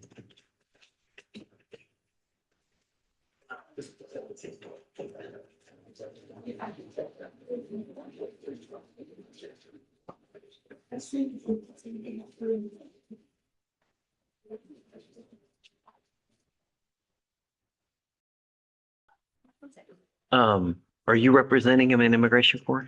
Not yet, Are you going to? possibly. I mean, I want to speak with him about the criminal matter, so I've got to file the E-28. I might. I have no idea what that even is. I think I will. Is that to represent someone in immigration For custody? criminal, but for immigration, I think it's a G-28. Okay. But I need to speak with them, so I need an E-28 to get into the federal facility. We need to keep a status with what's going on with the case, whether he decides to, voluntarily depart, whether he decides to fight it, whether he decides to get a bond. If he gets a bond, we need to know so we can do bond conditions on it though. So just please keep us in the loop as to what the status is, whether you're going to stay, whether not, whether he has another lawyer, whether he gets out. I can say that he didn't intend to fight it. He's filed for asylum. Okay, This happened out of the blue. It's his first time ever being in trouble. okay. So he doesn't intend to fight it. No Do you know when the next date for a hearing is? On that side of things? Yeah. Not yet. We're gonna file for a bond, and it usually takes about 2 weeks Okay. for a hearing on that side, but this is kind of. Because usually on the website, it'll say what day the next hearing is. I guess let's do 3 weeks from today. So you don't want to do PC. Oh, well, it's up to you. Do you want to? Sure. Okay, go for it. On July 16th, 2026, at approximately 2:11, officer observed a red Hyundai Sonata traveling southbound in the 6200 block of Winkleman Road in Harris County, Texas. The vehicle had an obscured license plate, which is a violation of Texas Transportation Code. A traffic stop was conducted. The driver admitted he had insurance and claimed he had lost his ID, had no insurance and claimed he lost his ID. The defendant initially provided the name Darlington Ejinabi, then refused to provide a full date of birth. After continued evasive statements, the driver was detained. With verbal consent, deputies searched the vehicle and located multiple prescription bottles in the trunk labeled to Charles Hodge, containing fluoxetine, risperidone, and trazodone, and there's also hydrazine, dangerous drugs requiring a valid prescription. The driver later claimed he was having a panic attack and provided a different name. Akintunde Oosini. He misevaluated him, however, and AFS returned no record. The photo associated with the claimed identity did not match the driver. After charges were accepted, the driver consented to a phone search, and deputies located a photo of a Nigerian passport identifying. Well, they even went through his phone. The driver consented to a phone search, Okay, identifying him as the defendant. The total 132 fluoxetine, 23 risperidone, which is 3 milligrams, 21 trazodone, which is 150 milligrams, and 81 hydroxine, which is 25 milligrams. The fluoxetine that, as I stated previously, that had 40 milligrams. okay. Okay, so I'll base my argument, if I may, on the officer's narrative. It's kind of a truncated version, but So just accepting the narrative is true. First regarding the stop, the officer, he states that only the license plate was obscured, but he didn't provide any description of what was obscuring it, or what was obscured, or how it was obscured. So I take that as a conclusory statement and not a factual basis for detention. Second, on the alleged possession of a dangerous drug, the full narrative contains no facts showing that Mr. Lefe knowingly or intentionally possessed any drugs unlawfully. There's no statement from him, no packaging description, no lab work, and no evidence of concealment or distribution. So the report just lists items that were found without stating any fact that would support his narrative. Thirdly, regarding the failure to identify the officer's only narrative, and I'm talking about the full narrative, he states that Mr. Lefe was experiencing a medical emergency, hyperventilating, inability to speak, and that he was treated by EMS. So person in medical distress can't form the intent necessary to Well, but I don't know about that. I mean, that's, how are we supposed to know whether that's really true or not? Anybody could really say it. I understand. Great. Way to be prepared. Great job. And I tend to agree, man. I mean, what the hell does obscure mean? You know, you know what I mean by being conclusive? It's like saying, okay, you're speeding. What the hell does speeding mean? there's no facts that support. No, I do. You're not losing, man. You're not losing. But really, when you say obscure license plate, how? Is it covered up? Did they put a dark tint on it? Is it dirty? Is it? It actually does say here due to a covering that concealed the plates, letters, and numbers. Okay, there you go. And also, if I could respond to the argument that you made about the drugs, they were enabled, they were prescription pill bottles that were named Charles Hodge, which is not defendant's name and as identified by the officers. They were also expired. You could just. Well, I don't have, but that's, I I'll don't keep know. it to the. So I mean, I think that there's, until they said that, I was gonna find no PC. Okay. But I'm gonna find that there's PC to go forward. In 3 weeks, Yeah, whatever you want. You tell me. Just keep us in the loop. I don't care. we'll just, there's no. Yeah, I'm not gonna revoke the bond unless you want me to. And just keep us in the loop. If he does get out, just bring him here. We'll do bond conditions, just no driving because he doesn't have a license. And then after that, he's yours and we'll waive the appearance until you guys will figure out what you want to do. Thank you. Okay, great job. Thank you. Hi. We'll just, so she's not driving? No, she's not driving, Judge, since she's not been driving the car. Yeah, normally you're supposed to keep up with it. And so that's why When she realized there was a problem, she took care of it, sorry. it's okay. I was gonna just continue it I regardless. have received, she said, We're paying for it though, right? yes. Okay, all right. So we'll just continue supervision and then just if you want I to, gave state copies of it. yeah, just, and then if you want to keep the date that you have, Yeah, that's fine. yeah. Okay, Yeah. very good. Thanks. We'll see. We get quite a number of bond violations, so Oh, I understand. everybody gets treated No, the you same. don't find, I'll follow. Yeah, so, And she can get up. yeah, for sure. Yeah, she's with you. See ya. Have a great day. You too.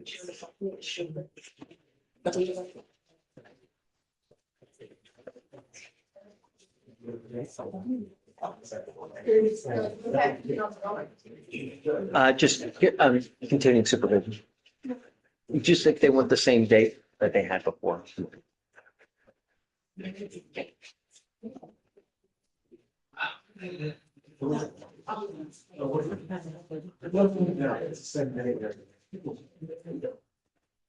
Council for recess.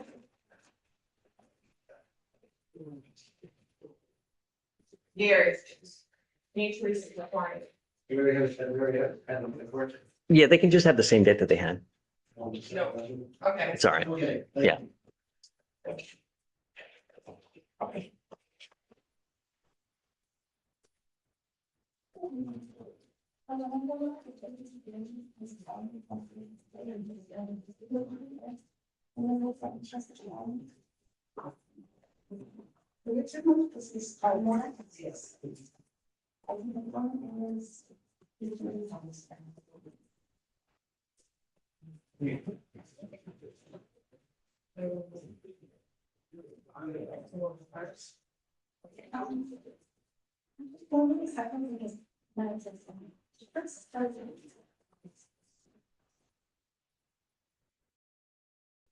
Robinson,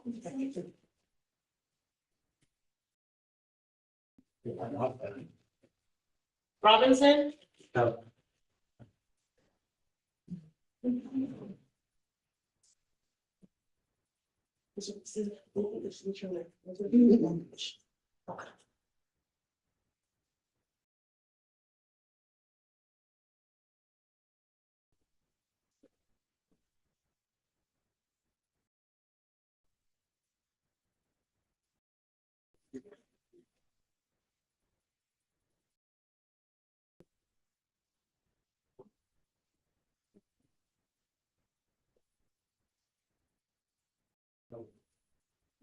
Yeah, this guy. Whatever.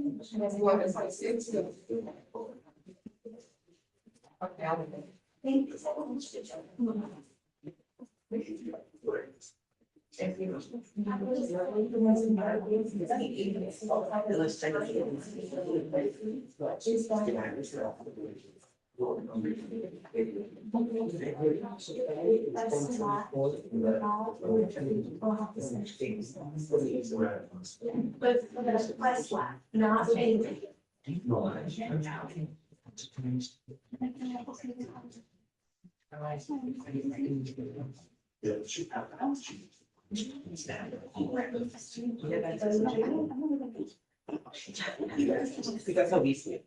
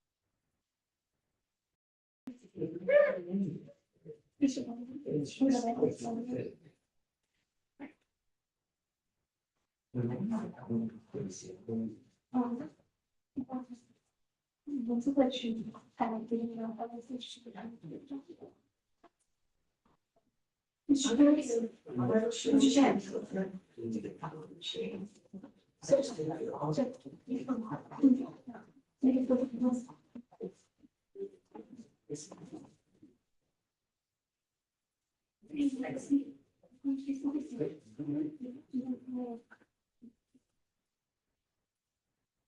me, hello. Where are you going? This way.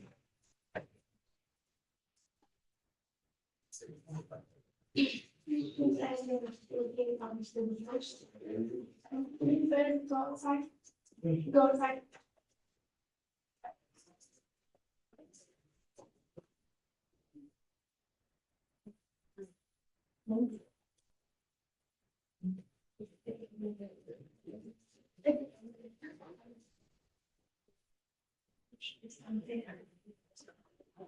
Yeah.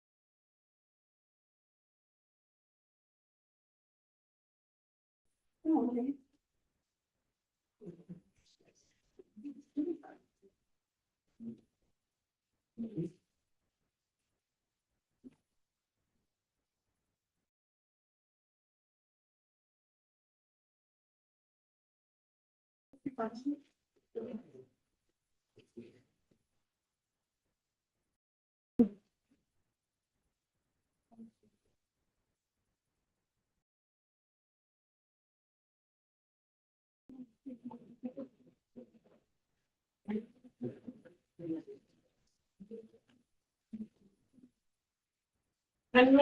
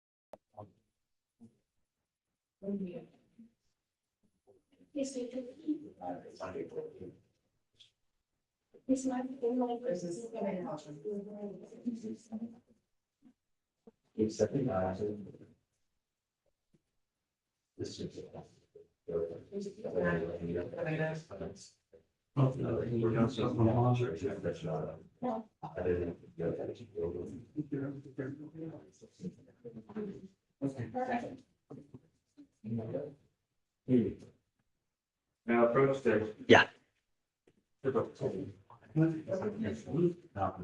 Hey, So, it's a right? on who? Simon Legends. Oh, yeah, we already did it. Okay, I don't know, he just told me that he doesn't want to wait for the guy that wants to hire me. Didn't know if there was, I know there's no issue with the court. I don't care. Okay. That's up to you guys. Right, It's, But all I have to do is do an attorney. yeah, he said he had a lawyer and I don't know if he's paid him any money. I don't No, know no money. if, Nothing yet. so, yeah, I guess Okay. it's up to you guys. I don't, Sounds between good. you guys. But he doesn't need to approach with you all conditions. No, we've already done it. We've Okay, done, perfect. it's just a DWI, just no drive. I can't remember if we did no driving or not, if he didn't have a license or not, but I mean, it's all with, All right, sounds good. I appreciate it. for sure. Thanks. Yeah. I need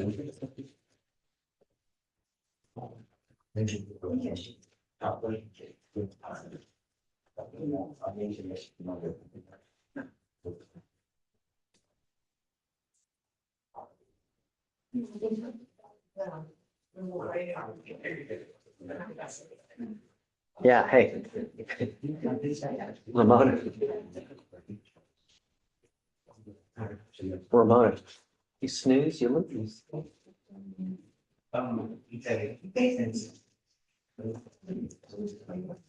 And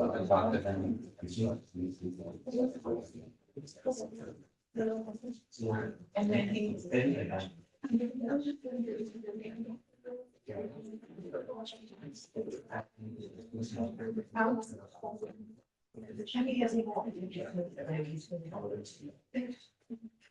I thought.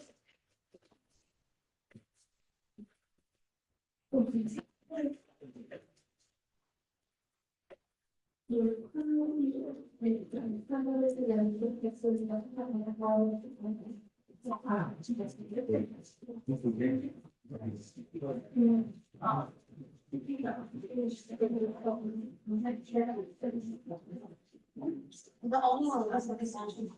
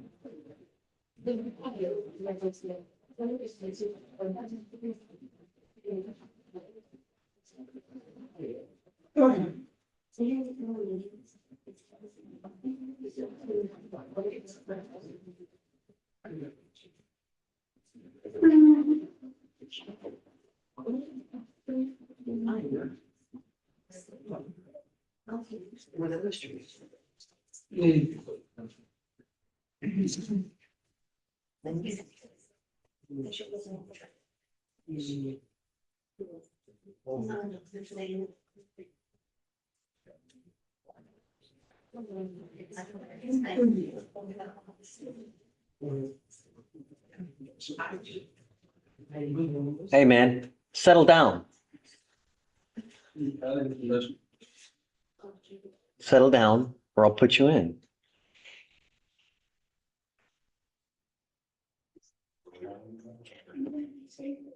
Hey, Ramona, you want to go to the list? Yeah, but can I? Yeah.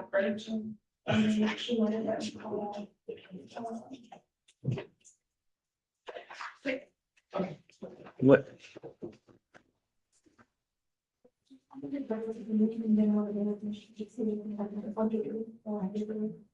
Oh, let's go.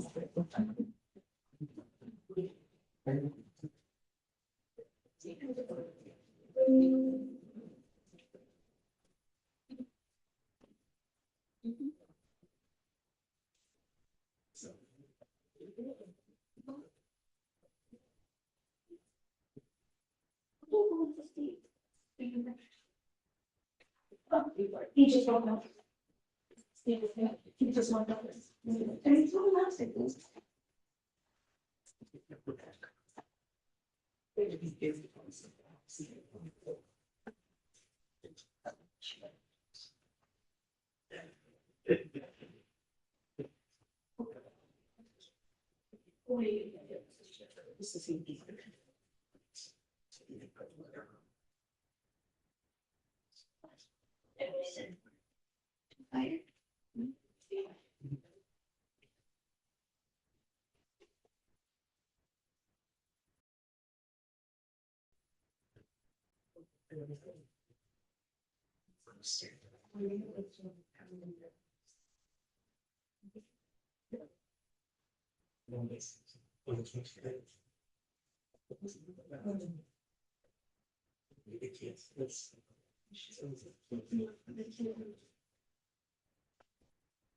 Just, you can look at the hands and take that different.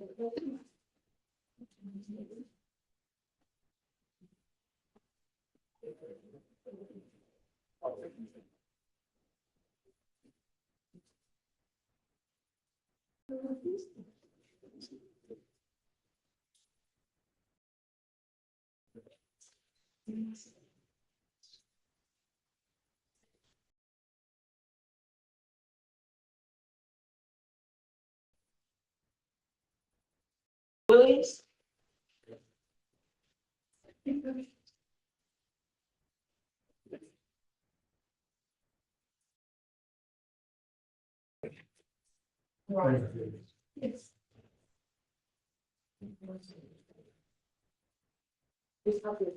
So that's okay.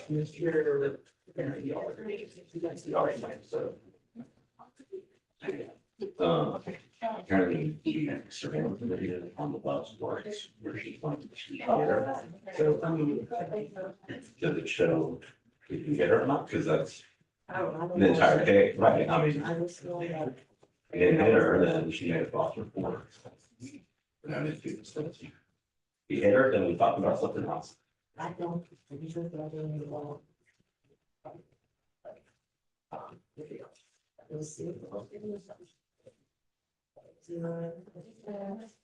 So I can't believe it's not an issue, but at least it's in the zip file. Oh, you got the email? I downloaded it. I can't. Not for one hour. I know it's because. Is it, what kind of file is it? Yeah, I think one of those just works with Windows, EXE, all Mac stuff. You have a Mac? No, but is it It's one of it's their, audio? Is it video? it's a zip file, then it goes into one of the law enforcement's system things to view, right? It's one of those weird viewers, I think. And that's why I don't think I should. It's all, yeah. That's it. Judge, Yeah. Yeah, I talked, yeah. I'm just trying to. It was what we were talking about earlier. It was the, Yeah, do that. I gotta please work these on. I'm just trying to, it's old. Okay, I'll come back.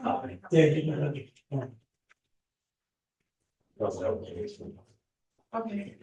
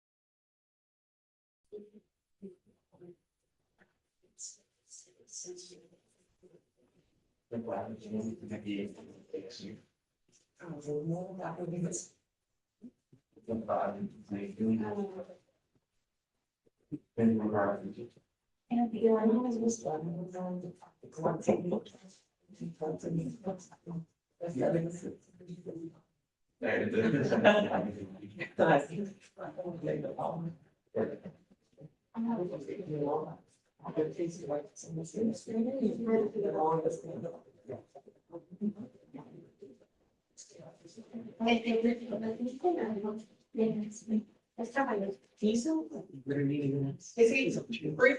Yeah, I guess it's, I can just, finish talking, is it that?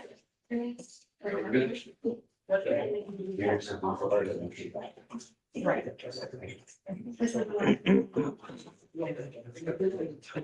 Judge, oh, wait, on page 3. oh, hold on a second. On page 2, Bex, Yeah.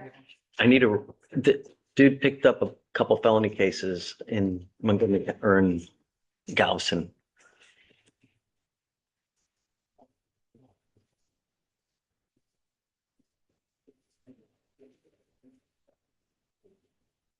$15,003. 1,003.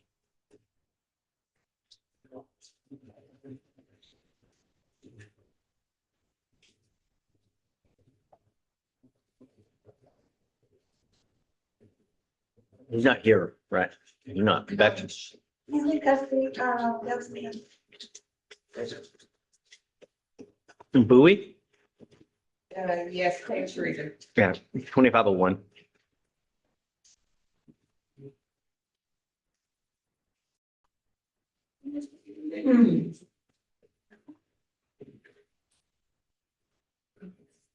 I think I continued on top of page 5. Yeah, I think I continued that one, supervision. I think the problem was the drug testing. Or was she supposed to be here today? Davis?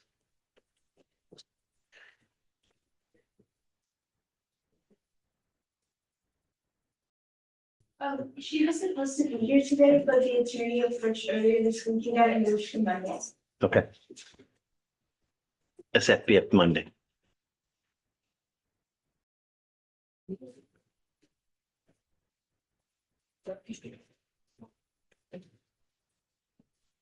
So that was top of page 6. 2501.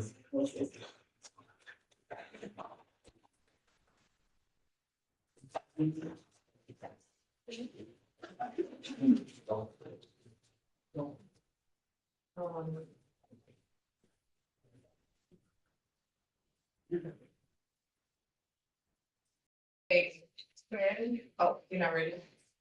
Right now, yeah, right now. Okay. To page 10? Page 10.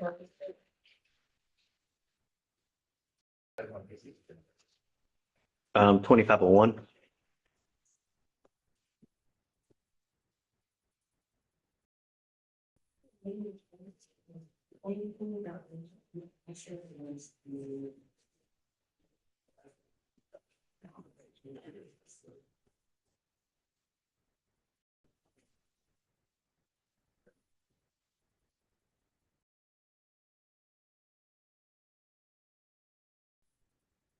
Bottom of page 17 Judge, the bond paperwork says 8-5.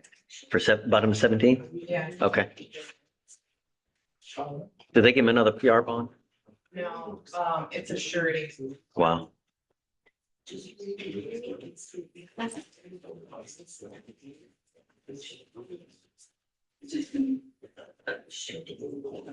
Okay, we'll see if it shows. I think that's it. Yeah.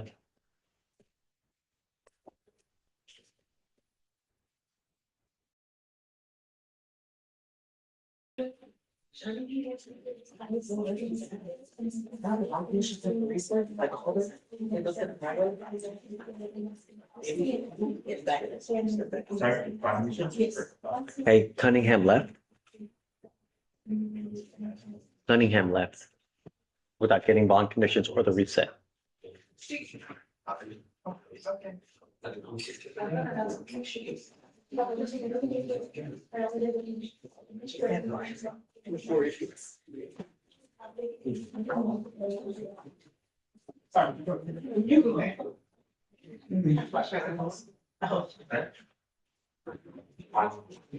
I don't care, but I have to get it on with them.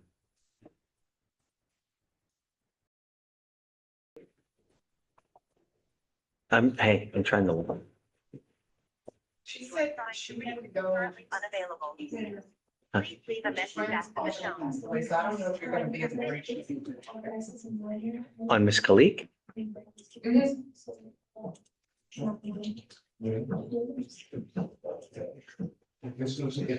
George Friday. 2501. Partners. Remains.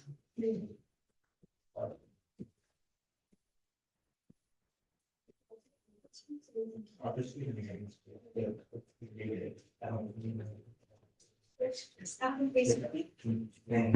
Yeah. If they were on a 6-month probation, he just picked up a case. The case number was 258-1452. You just put him on. Oh my God, he picked up a felony. Mhm. Okay, issue warrant, please, 10,001. Yeah. Thanks.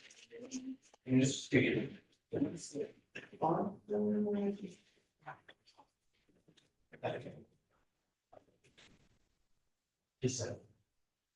I don't know if you that. She's the clean.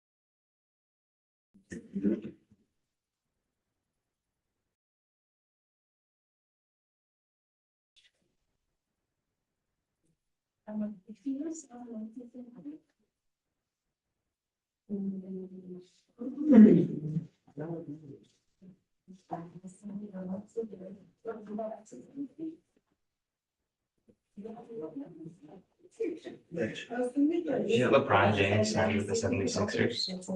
LeBron James signed with the 76ers. Shut the front door. He's not done. Wow.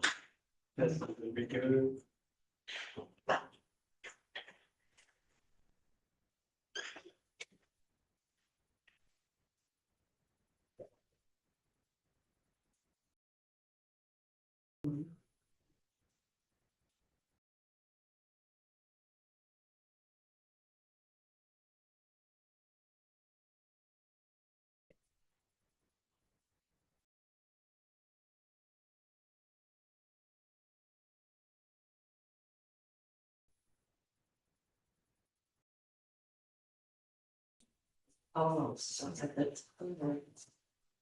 She's got to go out of mine.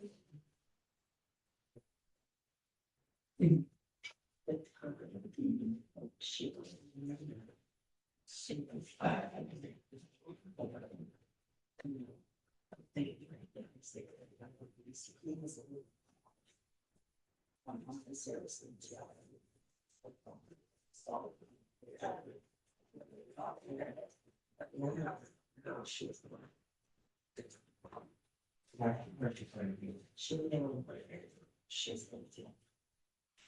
She was born in 2007.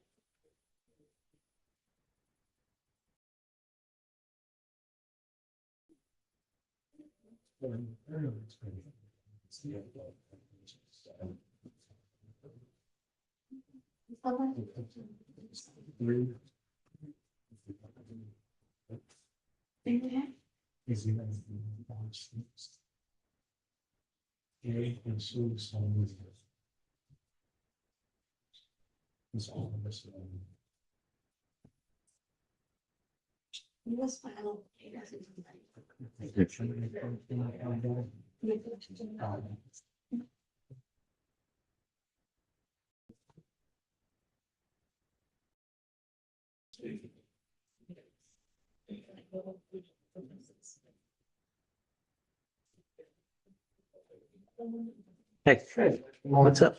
Judge, Danny Perez Garcia asked me to pop into the court and see if I can get him up to the stuff that he found signed. It's on a J Jesus Samudio. Yeah. Should be in your. Is it on docket today? It's not, Judge. Yeah, just tell me to put it in the queue. I'll sign it. Thank you, Judge. Sure. Good morning. You too.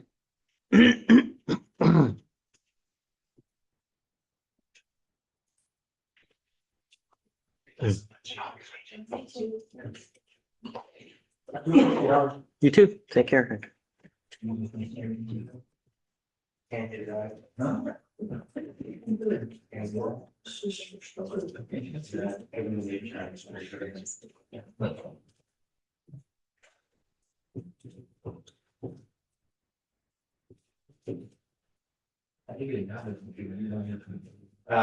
They give you not to come still in and well, so you have to take away.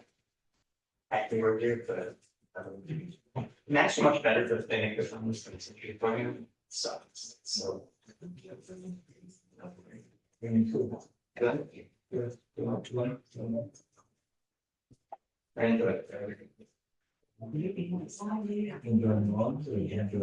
That's a good question.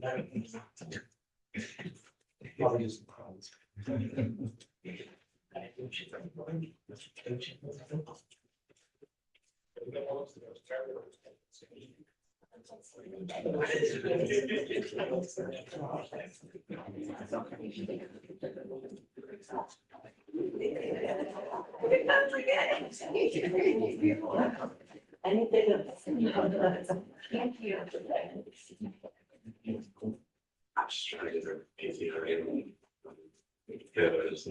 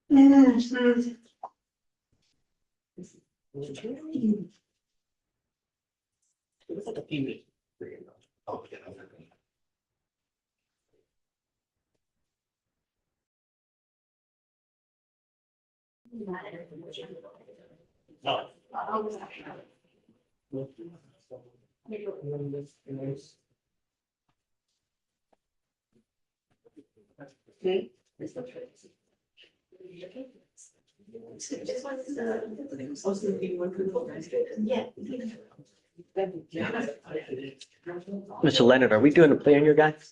I'm sorry. Are we doing a play on that guy? Yes, sure. Yeah, okay.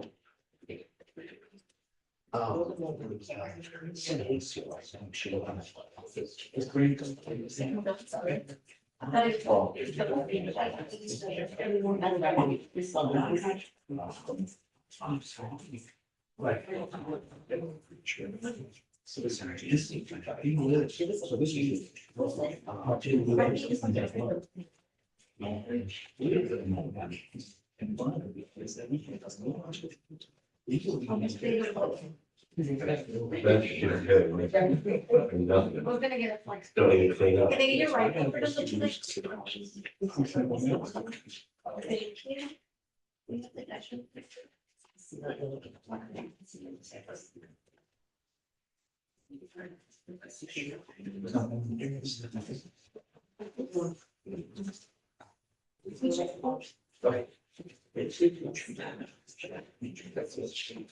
You can still make it out.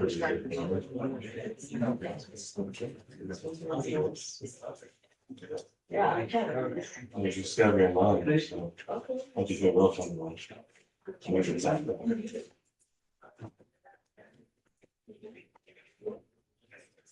Two six, 0 8, 297.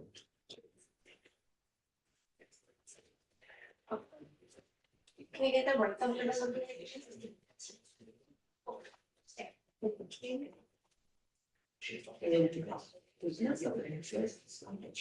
I got them.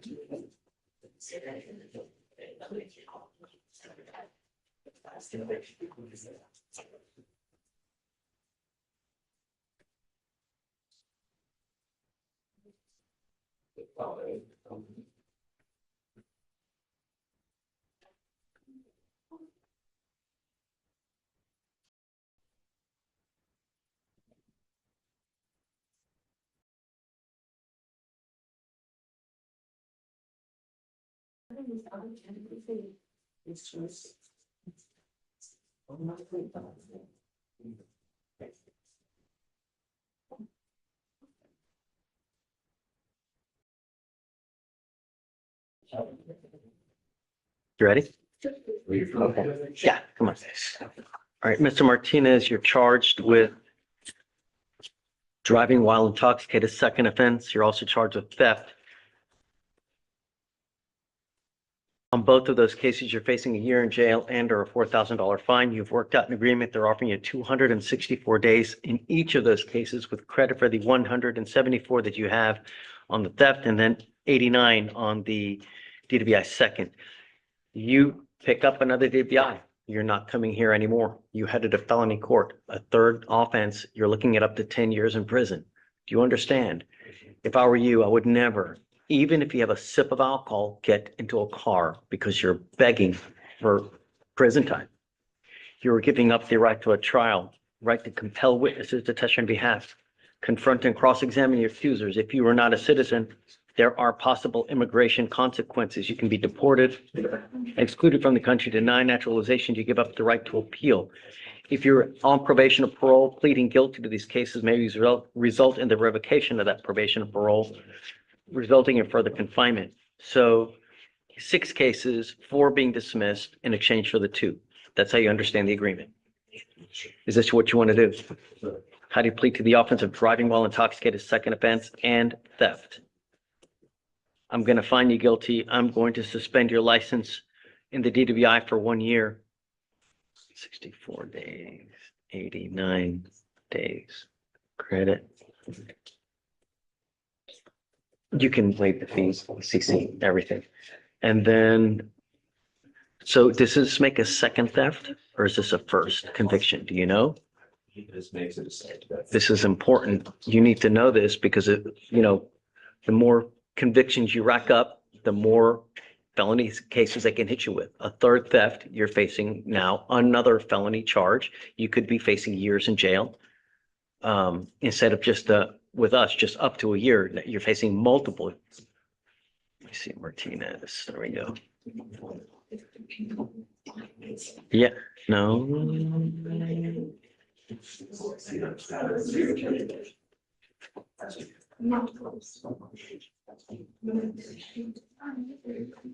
Yeah, on the evading arrest, same thing. All these are enhanceable to felony offenses if you continue to pick these cases up. You understand?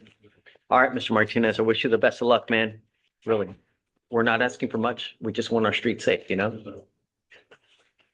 Okay, thanks. Good morning. Hi, Liz.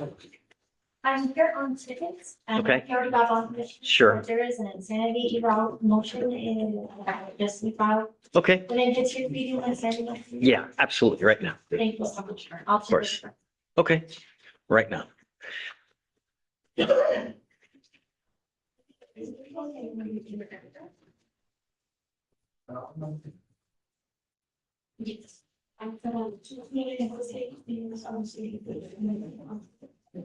Mr. Francis. Hello, Judge. Hey, good morning. Good morning, sir. I'm approaching on Arcadio Barraza. Okay. Mr. Barraza, looks like there was another bond violation issued on Mr. Barraza earlier this week. This would be the second one. We determined that the first one was really not his fault. The second one was that he didn't provide a urine sample when he went to pretrial services. And he's telling me he never was told he went to pretrial services as instructed, but that they never asked for a UA. They released him. And then, a day after he leaves, they file a BVR on him. So and I think you sent him to get tested today. And I'm hoping that he was negative. Yes, he came back negative today. Okay. Did they not testing? Did they? Correct. He did appear to our office that same day to get instructed on the amended order, but he did not take a test that day. Okay, Pretrial was unaware that the texting service was not working on his phone. And so because he checked in before the 12 o'clock noon scheduling, we didn't see that he didn't have it. Is it working now? Yes, they confirmed his phone number with his officer, and we have a correct phone number on record. But I mean, whose fault is it that they didn't have the right number? Is it his fault? Is it their, you know? What his number is. Yeah. All right, I'm glad that he tested negative today. All right, we'll Yes, sir. continue supervision, Mr. Francis. Thank you, sir. I'll work with the coordinator to get I him a new really, court really date. hope that there are no more issues, you I know? hope not either. I hope not either. I Really? mean, I think we got it all straightened out, and so I don't know I don't know what possible thing there could be anymore in the future, you know, really. Right, I agree. We will. I'll take care of him, Judge. Yeah. Oh, Right. I hope Thank so. All right, Thank Mr. you. Francis. Have a Thank good you so weekend. much. Bye bye. Hey, whoa, you want the same day as what you had before? Yeah, the same day is Yeah. fine. That's Okay, perfect. we'll do that. Thank you, Judge. All right, bud. Take care. You too.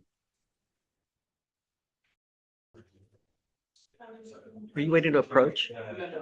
Did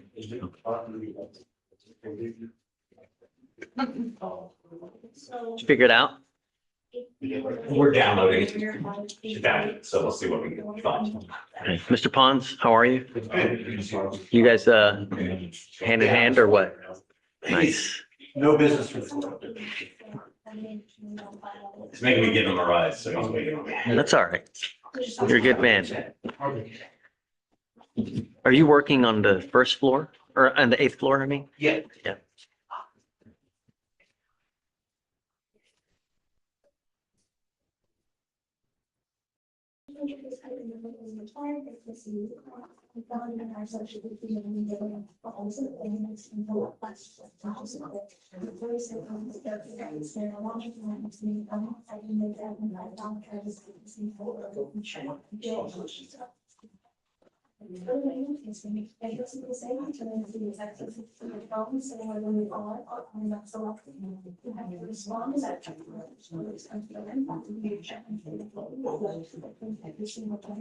You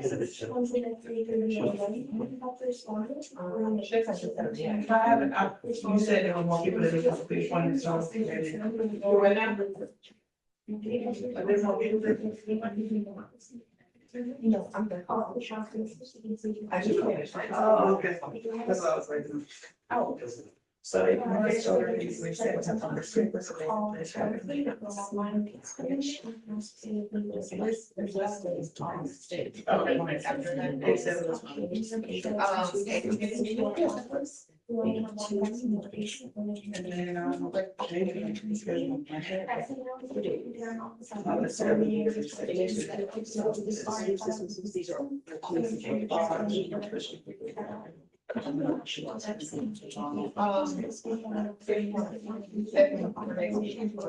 No, just a normal reset, like.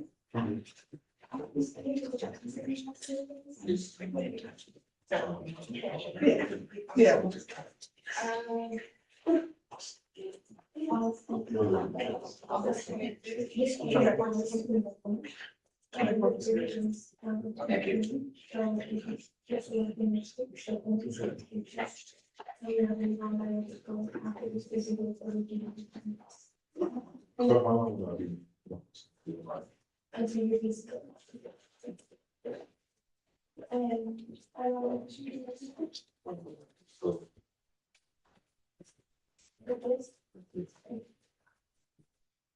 Any prescription medication, you know, like, so let's see, you can take pictures and take picture tags, or we can do it with the response, just that way, you know, because of what else, you know, just making sure.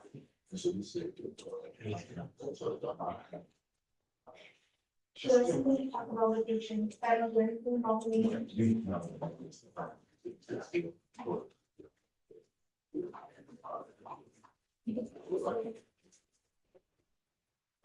Little fire from the kitchen, so alternate. Where you might be doing now.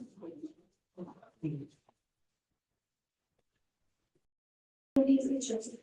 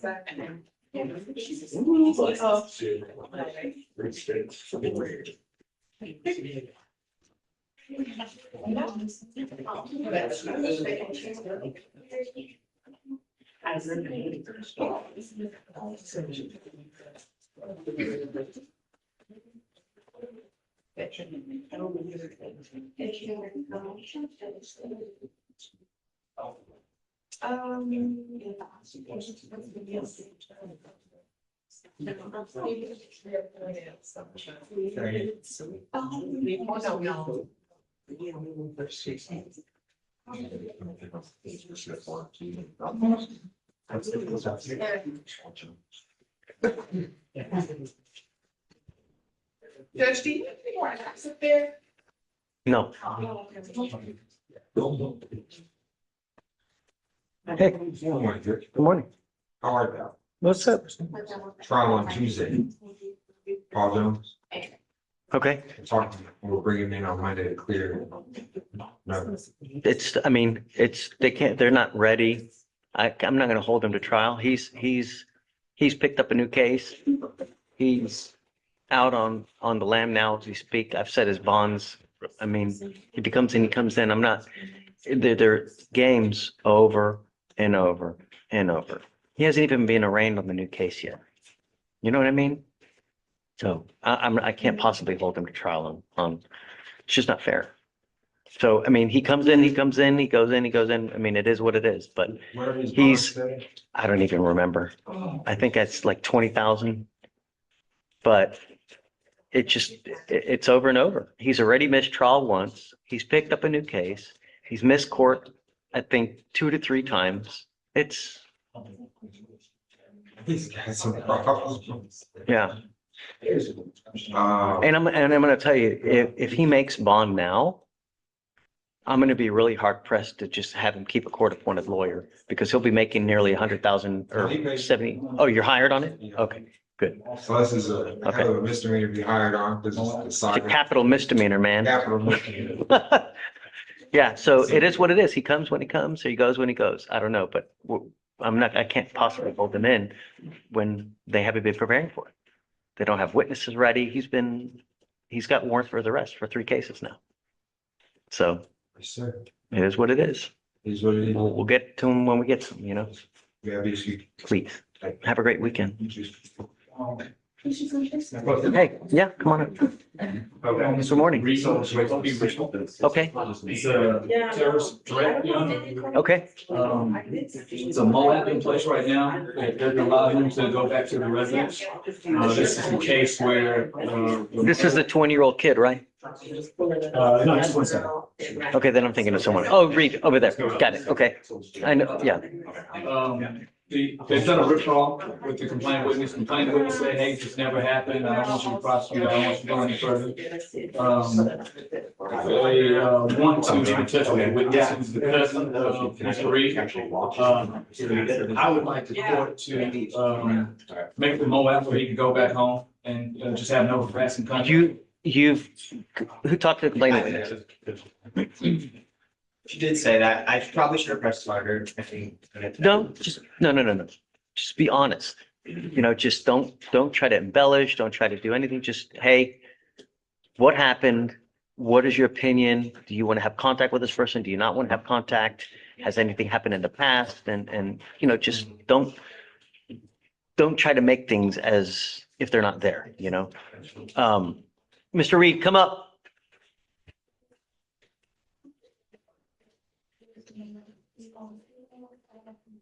Everything in the order for protection will stay. The only thing I will amend is take off the residential restriction. You are not allowed to have any threatening or harassing contact with this complaining witness. What is threatening or harassing doesn't matter what you think. I could give a rat's behind what you think. It's what she perceives. So if I go like this, is that threatening, harassing? It is, and it can land you right back in jail. You understand? Yes, sir. No threatening, no harassing, no weapons, and the order for protection will stay in place. So if you violate this order for protection, like start threatening, harassing, then another warrant will issue and they can file a new case. You understand? Yes, sir. Okay. All right. You want to give me, I have his copy. or you want me to do that one? I have one now. You want him to initial as well, Your Honor? I'm sorry? He needs to initial it as well. Yeah. Or no, I mean, I don't think he has to, but.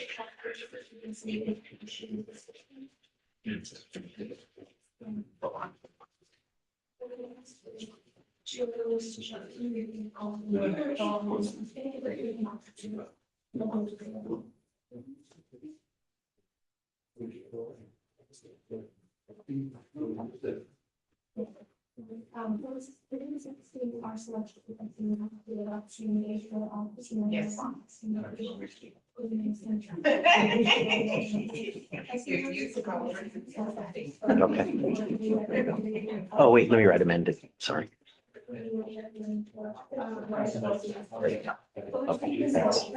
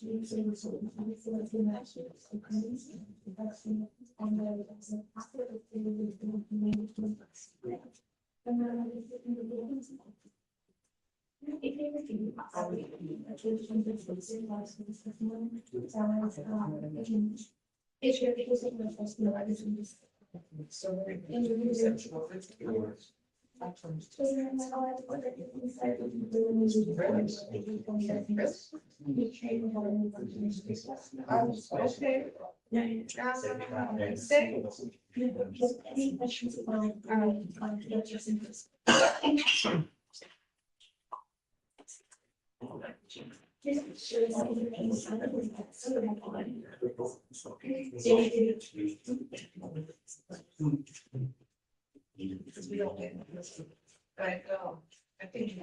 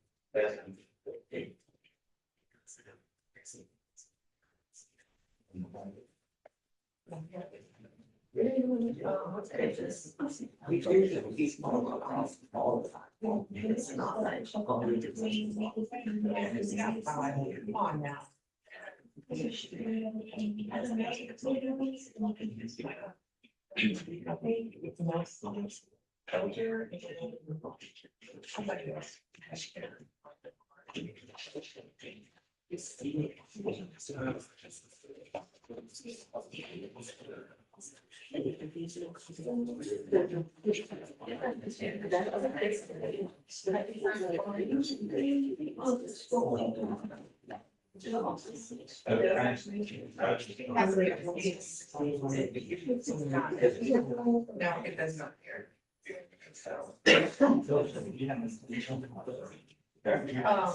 Reed, I appreciate it.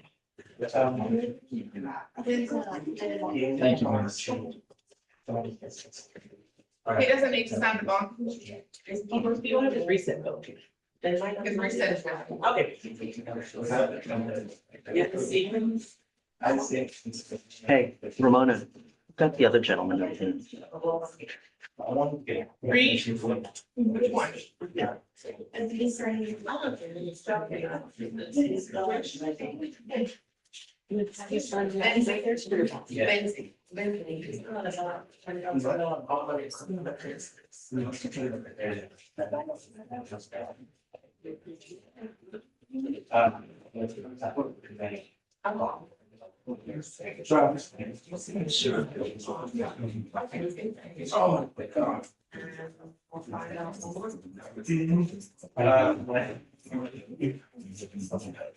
Oh my God.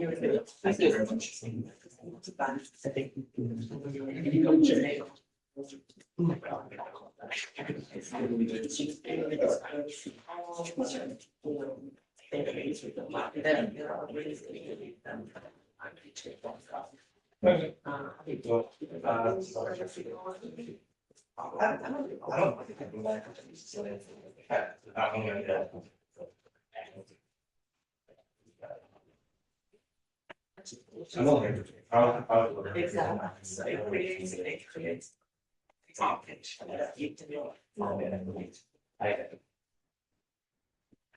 But yeah, I was working here for time.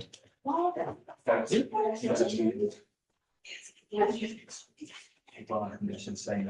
I wouldn't tell you that. I wouldn't tell you that. I'm gonna go through that right now. If you come down. Yeah, question. The following conditions on Mr. Jacoby Reed, state no contact with complainant, can we amend this to no harassment? Yeah, let me see.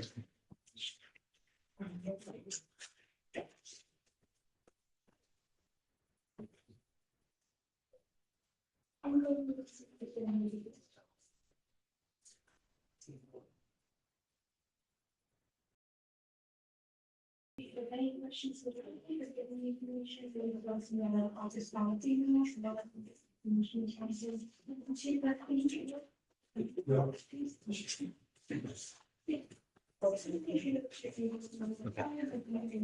Thank you.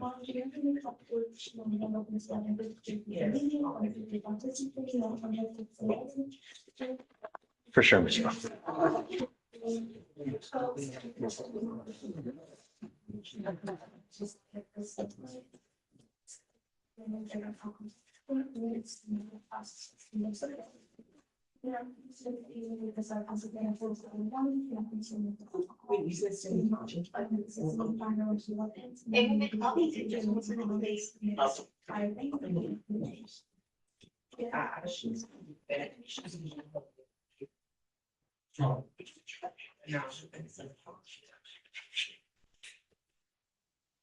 You can send me. You can send me.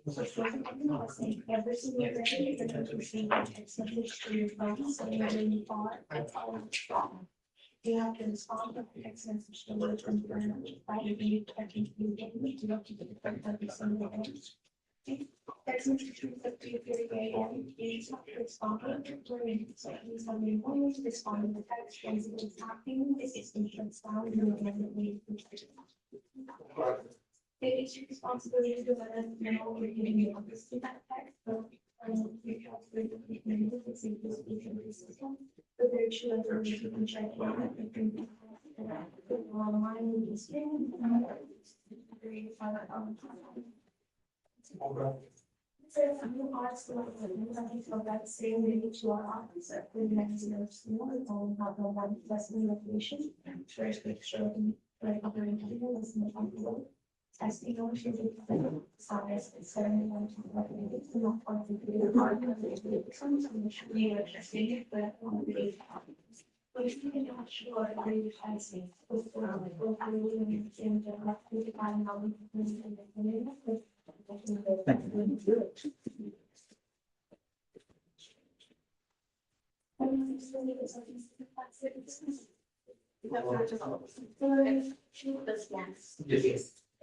Any description of the trial now, just email it to us, you can take a picture of the email or you can indicate the sheet.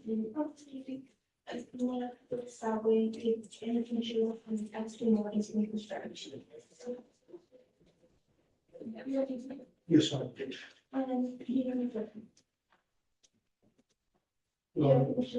No. Children are not allowed to surface inside. You don't have any policy. Here's the stuff. Any questions about the testimony?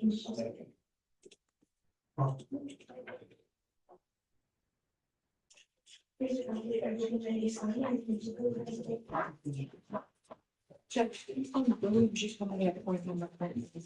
Okay. Williams. Yeah. Yeah. Okay.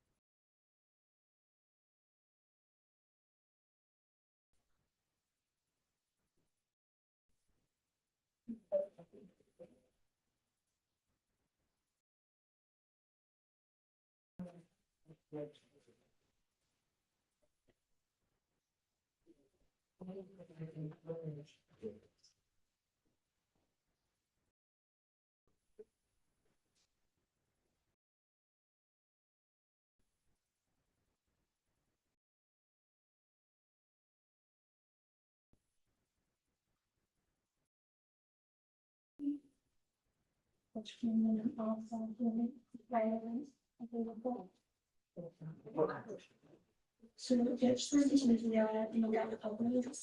Is there any way this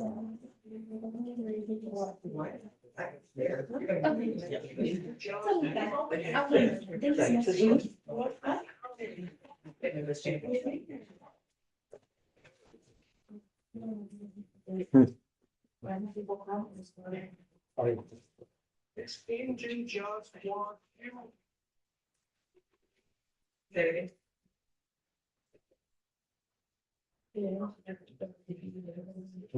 Okay. Yes, yeah. Sorry, because judge so the setting for member to address the DPI. So he has a setting for it, but the judge will move to. So. Is there any question? As well, or we have to move the penalty?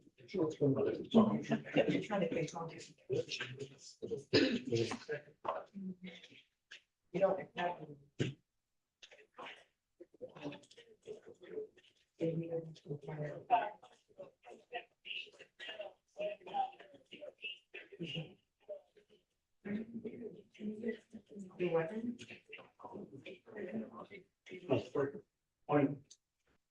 So we. Okay.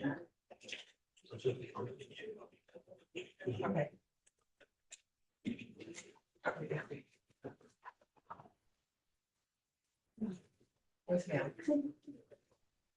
Judge, can you let Miss, can you let Stacy in? Yes, ma'am.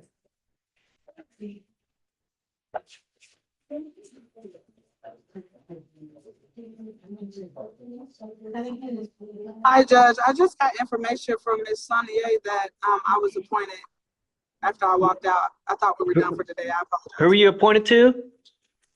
Travion. Oh, Williams. Yes. Okay, Can I have a normal, setting for his case? come up, Mr. Williams.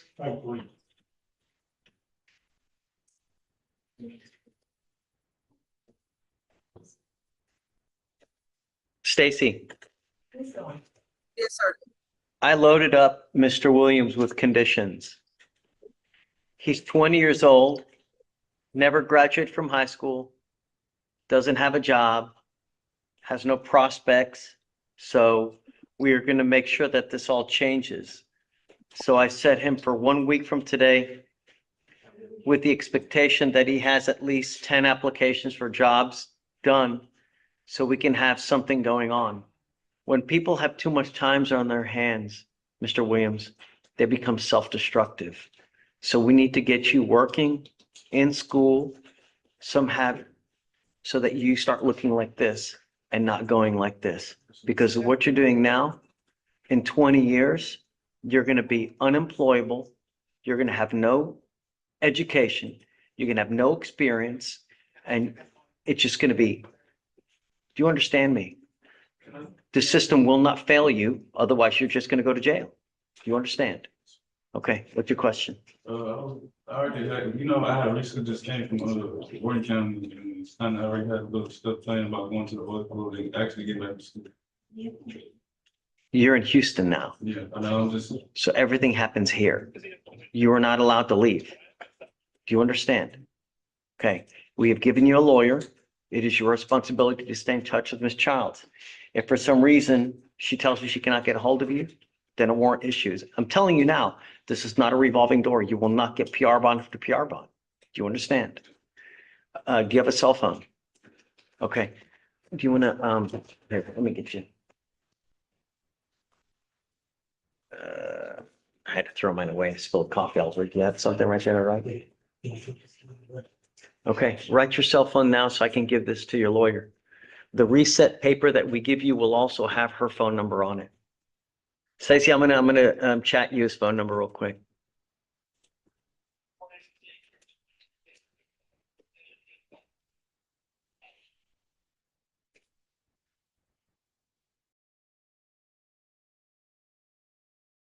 When you come back next week, I want physical proof that you've done applications. I don't want you to say, okay, I've applied here, I've applied there, and no, do you understand? I want proof.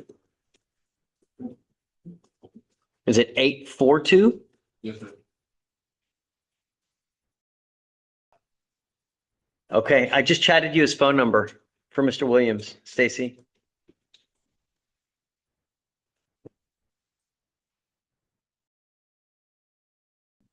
Yes, I have it. Okay, all right, so we're gonna let you go. You guys need to get in contact within the next like 10 minutes and then make a plan. And then we'll see you here in a week. All right, man. Okay, thank you, Judge. Thanks, Stacy. Okay, what about this gentleman here? This is the last one. What is your last name, sir?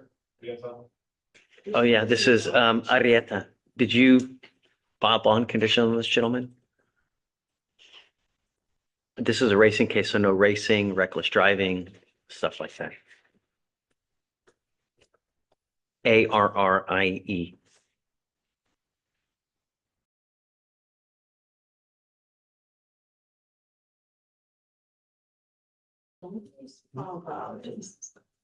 I'm sorry? I thought, Barbara did it, but. No.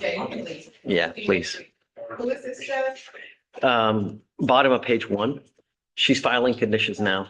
And then after that, he goes. He's got a lawyer. And that's the last one.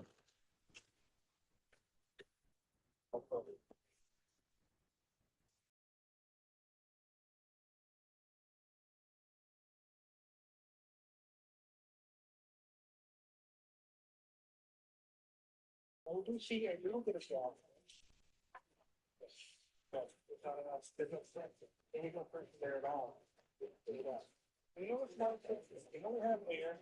They know the relay competition where you could maybe get relay power. We gave them some stuff. The engine told us. We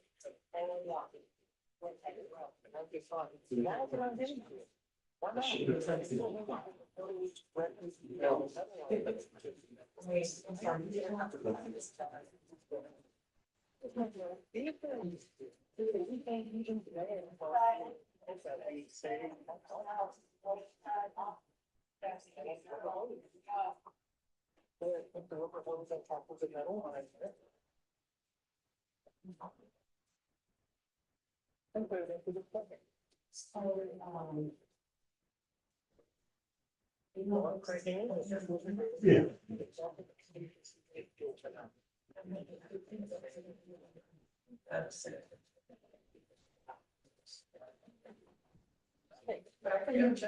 No, I'm saying, with some sort of.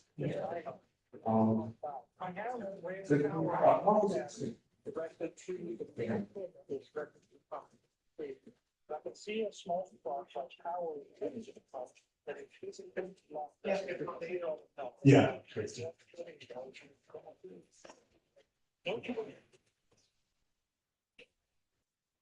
Give it to.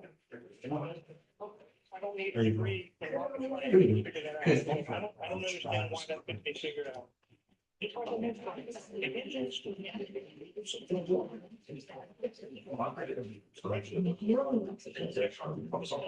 Yeah, well, you should say something about contact. Who's like a random house? The judge. Will you let me know when you get conditions for? Great. Do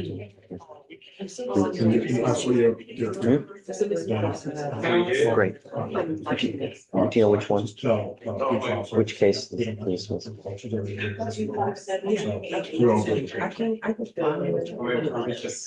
it? I know. Yeah, yeah. Okay, which one? What's it called then? Okay. All right, okay. Okay. Hey, Ms. Shaw, we need one more dismissal on Martinez, please.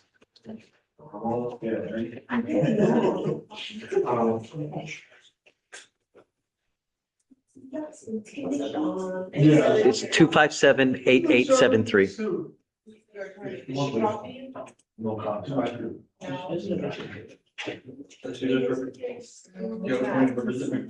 It's not.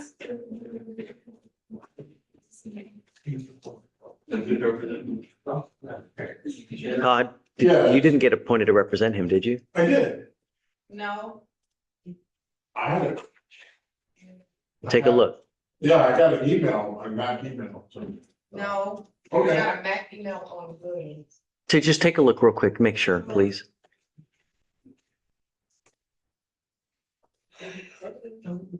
Travis. That's not, what's your last name? That's my name. Prince? Yes, sir. Oh, okay. I was thinking it was someone else then. I was finished. Okay, we need him to sign conditions though, too. Yeah. Yeah, okay. It's fine, Judge. You on the dismissal and you filed the condition on Arieta? Yes. Okay, great. Travis.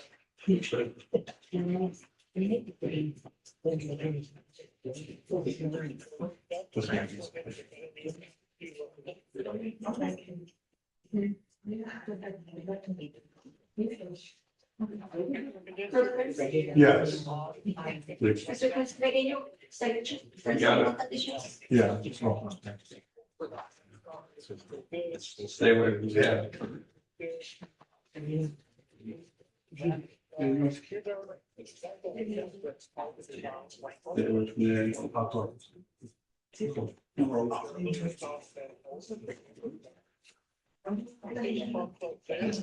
So I can get it, the name was. I didn't.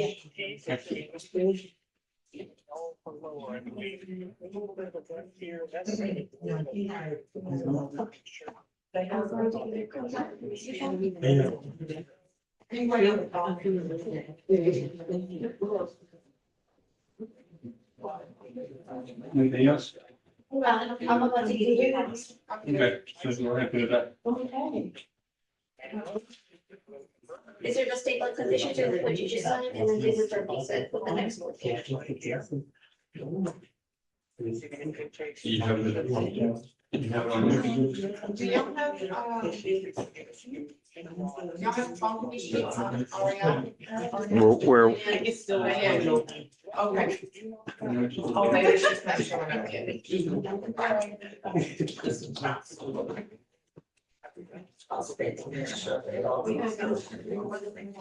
Mr. Alam.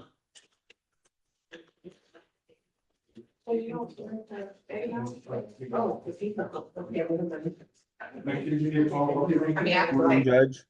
Hey, what's up? How are you? What's, pretty good, you? I'm doing well. It's just a quick off-docket matter for you, Judge. I'm just following up on another case that we had discussed. If I can give you the cause number. What is it? It is 259-3071. This is the case where my client was going on the cruise. You wanted to give him a scram while he was on that cruise. Okay. So he got back on either last Sunday or Monday. Are we able to amend those bond conditions to put him back on RUAs and take that scram off? Yeah, he's gonna have to, yeah. Did you get it? Yeah, we'll amend it now. We'll waive the signature. He'll have to go turn it back in. Thank you, Judge. Okay, yeah, so he'll just go straight to pretrial and get Yep. it off. Or 49 Sanderson. Okay, thank you. You got it. Take care. Take care.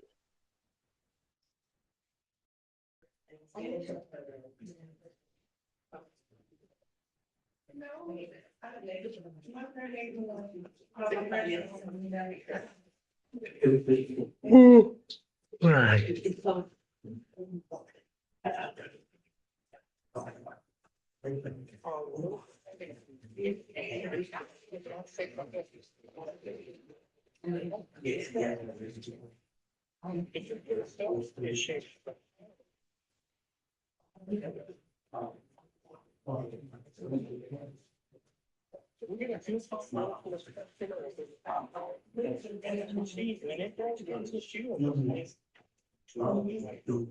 It's time for small.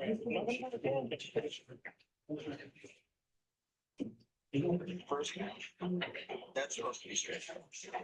That's not supposed to be. That's a time for small.